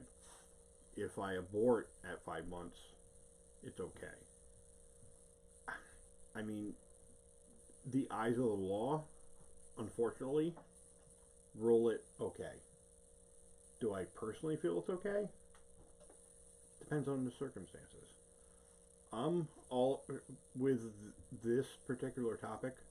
I'm a circumstantial type of person. If I were raped, if I were forced into having sex with somebody that I didn't want to have sex with, and it was at the 5th month, and I didn't want to have this rapist baby. All right, so I may make the choice to end that term. Because I don't have a microphone in front of me, I'm doing this. Yes, I agree with him. All right, so I mean, but at that point, do you consider the mother a murderer, or do you? Yes. Heartbeat begins at 4 weeks. Heartbeat indicates life. And I will not disagree with that all day long. It's a very, very touchy situation, very touchy topic. I don't want to get too deep into it right now because this is more of a topic that you and I could talk to face to face. But I will say that yes, if somebody who is raped and had it, or a product of incest, or whatever malfeasance happened before the pregnancy, if you got to do what you got to do. Why are you giving the middle finger? Well, I'm giving the liberal fucktards the middle finger. Eddie, your turn. No. Can I borrow this? Take it. Okay, first of all, horseshit. You're shaking your head like I'm offending somebody. I don't give a shit who I offend. The name on the top of the show is mine. Yes, you are the producer. Yes, your name is a part of this. But at the end of the day, if I have to take every libtard out in my yard and smack fucking sense into them, that's where my second question is going to go. I'm going to do it. Do you know why? Because I feel a need in this age and day, this fucking participation trophy, everybody has a right to use whatever bathroom they want bullshit, and I'm going to do it. Now, Eddie, same question. I don't think abortion should be illegal. So, if you're just some hood rat that goes out and wants to ride bareback at a club, the father's rights don't matter because she can't get pregnant on her own. So there are two people that have created that entity, if you will. We'll call it an entity. 2 people created that. Why does one person get the ultimate right? Go. That has nothing to do with my reason for it. So if you want me to say something should be illegal, I look at like 3 things. What is the purpose of making it illegal? Right. How is it going to be enforced? And am I willing to kill somebody for it? So if I kill you, it's wrong. But if I killed you 41 years ago, that would be okay. I'm not saying it's okay. I'm not arguing the morality of it. I'm telling you this is my criteria for making something illegal. What's the purpose? How is it going to be enforced? And am I willing to kill somebody for it? So it's illegal to sell untaxed cigarettes. Are you willing to kill somebody for that? No. No. Eric Garner's dead. Yeah. That's unfortunate, and we've gone over that on the show. So if you're going to ask me, do I think abortion should be legal? Okay, here's a scenario. An abortion is being performed. You have a doctor, you have a nurse, you have the woman sitting on a gurney. The police come in. Hey, let me finish. The police come in, guns blazing. Who do they shoot? The doctor. They'll shoot everybody in the room and say, yay, I stopped an abortion. Did the father have a choice in the matter? No. Problem. Big fucking problem. What's he going to do? Well, it goes back to my point with if it's a product of rape or incest, why would you give the father an option? Because it was forced upon the female. I've not been this close to Lynch in a long time, so I'm going to do this. I knew it was going to happen. What's up, baby? If you're just out there being Hood Rat Jones, you find a guy, you like the guy, you go home with the guy, you have sex with the guy. A couple weeks later, you're late, you find out you're pregnant. That guy now has an obligation to have a choice either to take care of said child, or if the woman says, I'd like to have an abortion, and the man says, okay, do what you got to do. Do not. I understand my body, my choice, and all that crazy horror. Exactly. To me, it takes 2. It takes a sperm and an egg to make a child. So whoever delivered the sperm has 50% of in my opinion, the legal right to determine whether or not that pregnancy is terminated. That's the last I will say on it until the second part of my question. My thing is also, and this has been a real scenario, so a kid was, statutory raped by a teacher who ended up having a child that he never knew about, like 20 Mary Kay Letourneau! 20 or so years later, whatever it was, not 20, obviously it's too much, but 5 years down the line, he's a legal adult and he's working. All of a sudden, the state's coming after him for child support. He wasn't figured in. Right. But then he said, well, it was statutory rape. She went to jail for it. They're saying it doesn't matter. So, again, but that's the law. So now, they can use any level of force up to and including killing that guy to get child support. Well, you're looking at these southern states now that are trying to repeal the Roe v. Wade. Okay, back up. There's no repealing Roe v. Wade. Roe v. Wade's not a law. Okay. It's a decision. So they're trying to overturn Roe v. Wade. Well, here's the thing with that. The states are under no obligation to do anything the Supreme Court says. No, because it's state-by-state jurisdiction. And that's anything the Supreme Court hands down. If the federal government says, well, you have to listen, and the state goes, no, what are they going to do? We went through this 4 fucking years ago with Obama on certain terms. I can't recall what, but we went through the same fucking thing with them. Because the Supreme Court said this, the state said, fuck you. And the same thing happened with Trump. Gay marriage, and the same thing happened with that. Nobody here, nobody here is against gay marriage. You marry who you want. Let's be honest. Thank you. I think we've until the next question, we're gonna excuse Eddie. Nobody here is against gay marriage. You love who you love. You marry who you marry. Nobody cares, especially not us. If you're happy, guess what? You're happy. I'm happy for you. I know a lot of gay couples, whether it's on the male side or the female side. You want to get married, have fucking fun. Whatever makes your life put a big smile on your face. None of us here at the Loki and Jabroni Show want to say otherwise. You live your life. It's the libertarian, right? You live your life, I'll live mine. Don't infringe upon my individual liberty. Don't tread on me. Exactly. Don't tread on me. Don't tread on me, and don't enforce your in my opinion, what people, and I'm saying male and female, mostly the fucking libtards, are forgetting is that to make a child, it takes a male and a female, a sperm and an egg, to interact. That person that male who shoots the sperm into the egg now has 50% of the choice. Don't give me this my body, my choice bullshit. You went out, if you're in a relationship and you had sex and then 3 weeks later the relationship is over and whatever, that man still has a choice. If you're raped, if you're a product, if you were involved in incest, if you were involved in anything that was other than a consensual relationship at the moment of conception, yes, that counts. But if you went out, Hood Rat Jones, and said, hey, Lynch, you're looking pretty good. Why don't we go back to my place and throw it down bareback? And all of a sudden, 3 weeks later, you're late. Guess what? Fuck you.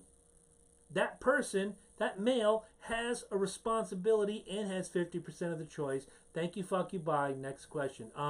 We're going to take this little pouch right here. Not that it would kill anybody, but this is a pouch. Let's pretend this is, say, an AR-15. And I leave it on the table. And I leave that on the table for the next 48 hours. Nothing happens. Do guns kill people? Or do crazy motherfuckers with guns kill people? Starting with Lynch. It's me who picks this AR-15 up and makes it the conscious decision to go out and harm people, or whatever my psychosis is at the moment. Take this AR-15 and hurt people. Yes. Does the gun kill anybody? It does, but it's not because it can't do anything without the operator. Inanimate object, I can fuck my truck. Yes. Do we ban your truck? Do I ban my Chevy Silverado because I maybe hit a person on the way here or on the way home or sometime in my life? No. Making AR-15s or any weapon of any choice, take your pick. It's the guy behind the trigger. It's not me, not the gun. It's me. As a responsible gun owner in the past, I know I haven't killed anybody. I've gone out hunting. I've shot targets. I've shot deer. I've been shooting guns since I was 10 years old. I mean, you can't tell me that the whole gun, the whole gun argument drives me fucking crazy, Chris. And I think you know this. I know because I feel the same way you do. It's not the gun, it's the person. Mm-hmm. It's the motive behind the person who wants to do harm. We've had so many shootings in the last decade. You can go back 20 years to Columbine. So the sad part of the matter is I can hold up two hands and I can't count enough on two hands how many fucking mass shootings we've had in 2 fucking decades. Mm-hmm. That hasn't happened. It has not been like that before. And the problem is whether you criminalize. Ed's got a point. I want to pass this over. Sorry about the. No problem. Yeah. Shootings in this country on a whole are actually down from what they've been. Mass shootings rate has never really changed. What it is, it's the access to information. The 24-hour news cycle. All right, so I stand corrected on that. The number one type of shooting in this country is suicide. Yep. Well, with handguns, not AR-15. Before you give that back, let me lean over. Does the gun kill people, or does the asshole behind the gun kill people? Oh, they sure make it easy, don't they? Yeah. I mean. Oh, you should see. Let me ask you a question. You've been working with me now 4+ years. Are you dead? Just inside. Well, that just on the inside, Chris. Just on the inside. That's a personal thing, and I'm sorry for your loss.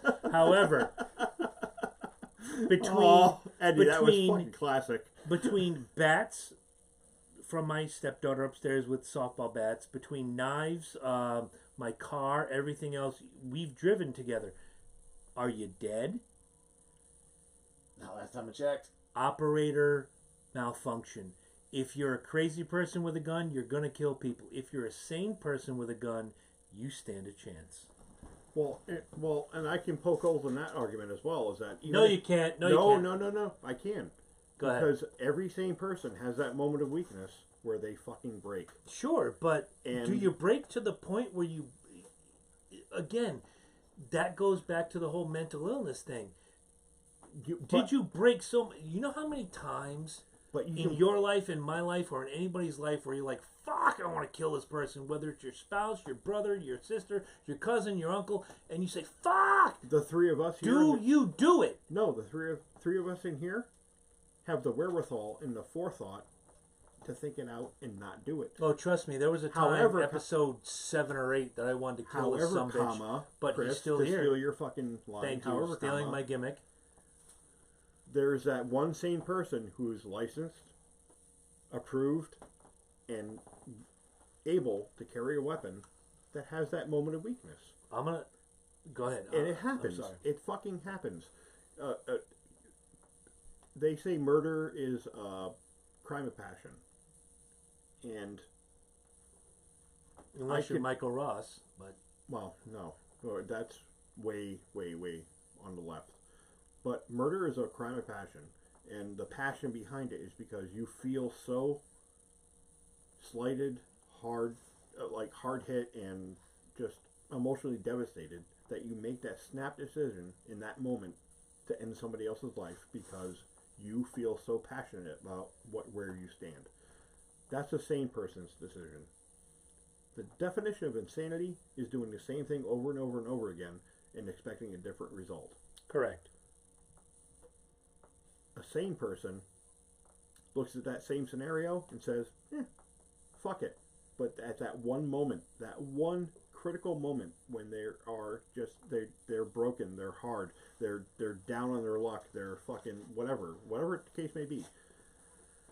Unfortunately, it happens, and it happens with a person behind the finger behind the trigger is a licensed gun holder. Okay. It does happen. You can't deny that. It's happened in the past, and it's going to happen again. What I want to point out is just because if all these crazy people, and I'm calling them crazy, want to repeal the Second Amendment, want to stop law-abiding people like me, like you, like Eddie, if we so choose to own weapons, we can't do it anymore. If you outlaw guns, only outlaws will have guns.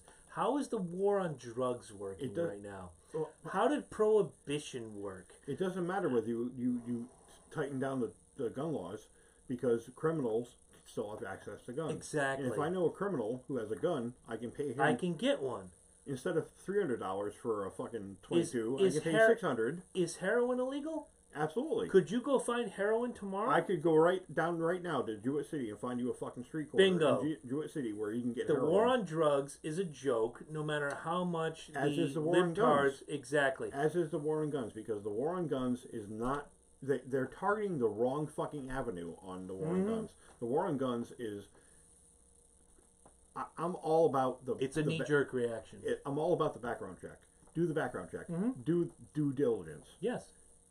The fucking problem is... Two of my favorite words, due diligence. You could look great on paper and still be a fucking shitbag. Yes. And that's the problem. And no matter what you do with your background checks or your due diligence or your fucking whatever you want to call it, you can put the gun in the hand of a person that doesn't deserve it. And until we find a way, it's whether or not they've ever been diagnosed. Well, and that's the other thing. So here because I'm going to throw out a scenario. Go ahead. Scenario for you, Chris. Yes. I'm a Connecticut medical marijuana card holder. Okay. You know what I can't get? What? A gun permit. because you're Because I'm a fucking marijuana permit holder. That's kind of fucked up. That's very fucked up. Never ever in my life have I heard of somebody getting high. Yeah, never ever in my life have I heard of anybody getting so fucking high on drugs, on pot. I'm gonna go shoot up a fucking mall. Hold my beer. I mean, only if you sell it, not if you use it. I've never known a marijuana user to be violent. I've known marijuana sellers to be violent. But come on, I mean, the realism is of this topic is, why are you discriminating against me as a card holder that I can't get a fucking gun permit now? Thank you, Governor. And Malloy, I can't apply Lamont, for, and fuckers. I can't use marijuana to the benefit that I'm trying to get it for. I suffer from seizures from my brain surgery, and I'm fortunately on a medication that has really bad side effects. The marijuana takes that away. I've been trying to get rid of the drug that I'm taking, Keppra, which gives me mood swings, makes me feel agitated and violent, and just weird. And here comes pot, and it makes me feel good, and I can sleep at night, and my sleep apnea goes away, and by the way, this goes away, and by the way, this goes away. You fucking cripple me. Paint me in a fucking corner because I'm on a marijuana card. Fuck you, thank you, goodbye. Well, since Eddie's giving us the time cue, we can't get to everybody's question. I would love to hear what you guys have to say next week. But next week, songs we love by artists we hate, and hopefully we'll get a little more interaction from you, the public. Find us on iTunes, Spotify, Google Play Music, iHeartRadio, wherever you steal your favorite podcast from. We are there. Don't forget to go to LokiandJabroni.com. Click our affiliate links. Do some shopping. The Monthly Club is still one of my favorites. I love it. WWE is there. Amazon is there. We have all sorts of great stuff. The T-shirt store, the 80s T-shirts. If I have to send my daughter one more reminder from that store of T-shirts that I want in my collection, I am not doing my job right. Thank you once again to Eddie with the fantastic new board. He should give himself a round of applause right now. Seriously, hit the button. Give yourself a round of applause. Yes, yes, yes, motherfucker, yes. Hercules. Thank you to Chris Lynch, who has filled in so wonderfully for the last several weeks. And in just two more episodes, and then Loki is back. And Lynch will be here for that episode. Will be a four-headed monster at that point. Yes, and for that night, four-headed monster. But I'm working on an interview. I will not say the name out loud, but I am working diligently for a Rock and Roll Hall of Famer to be on this show with us by phone. I know it's Rush! It's not Rush. Fuck Rush. Fuck you. That'll be the damn day. I'll step aside. I'll let Lynch sit in my seat. Loki will be. I won't. I can't do it. Fuck Rush. Fuck Geddy Lee. Fuck you. Fuck Alex Lifeson. Neil Peart, I will never say a bad thing about, because that is an amazing drummer. The best drummer in the fucking rock and roll world, baby. Since Eric Carr died. But yes. we'll go with that. Thank you again for watching us. Thank you again for listening to us. If you're on audio only, have some fun. Tell your friends. The Facebook page is open, LokiandJabroni.com. Don't forget to buy t-shirts. CafePress.com/LokiandJabroni. Patreon.com/LokiandJabroni. Donate to the show. It's how we can get fantastic new fucking soundboards. It's how we can improve ourselves every single week. And before we go, I want to say, once again, if you're a fan of the C&J Speed Review, it'll be on Thursday, not Wednesday this week, because, of course, the Bruins play tomorrow night, and I am not going to sit down here and talk racing with Corey in Valhalla Underground Studios while there's a fucking hockey game going on. It's the finals. I did it during the playoffs. I'm not doing it during the finals. Hockey comes first. Love racing, but hockey comes first. Gotta say it. Thank you once again to Chris Lynch. Thank you. Producer Eddie Focus. Lots of gimmicks going around the table. And we will see you next week. And unlike when I usually throw it to Eddie, I'm going to throw it to Lynch for the two most famous words in podcast history. Lynch, send them out. Have a good night. Well, that's 4, but that's okay. Oh, I like this new setup. Oh This my is god, awesome. that sounded so fucking So amazing. fucking good. Wow.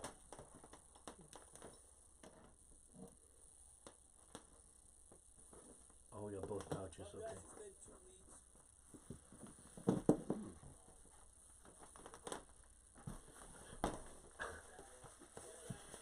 I'm fondling my leathery pouch. Yes, you are.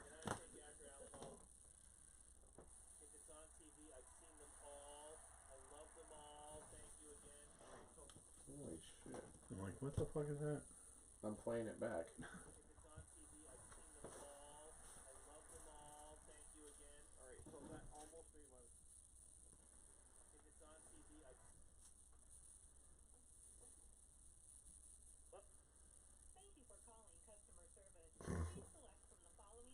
Oh, easy shit, Liz. Okay. Go fuck yourself. Okay, everybody pay attention very gently. You're gonna hold Yeah, your yeah, yeah. headphones up like that. Well, Just to reiterate the gently part, these are $70 a piece. Yes, I'm gently these are very nice headphones. I have a doing pair. the gimmick. Well, look at. I'm gently And doing. I have a pair of Sennhausers at home. Yeah, these are actually new ones that. Well, they had a whole line that came out. Obviously, there's better ones, but we don't need the. Am I unplugged? We don't need the recording No. studio freaking. Oh, I guess I can stop streaming. That might.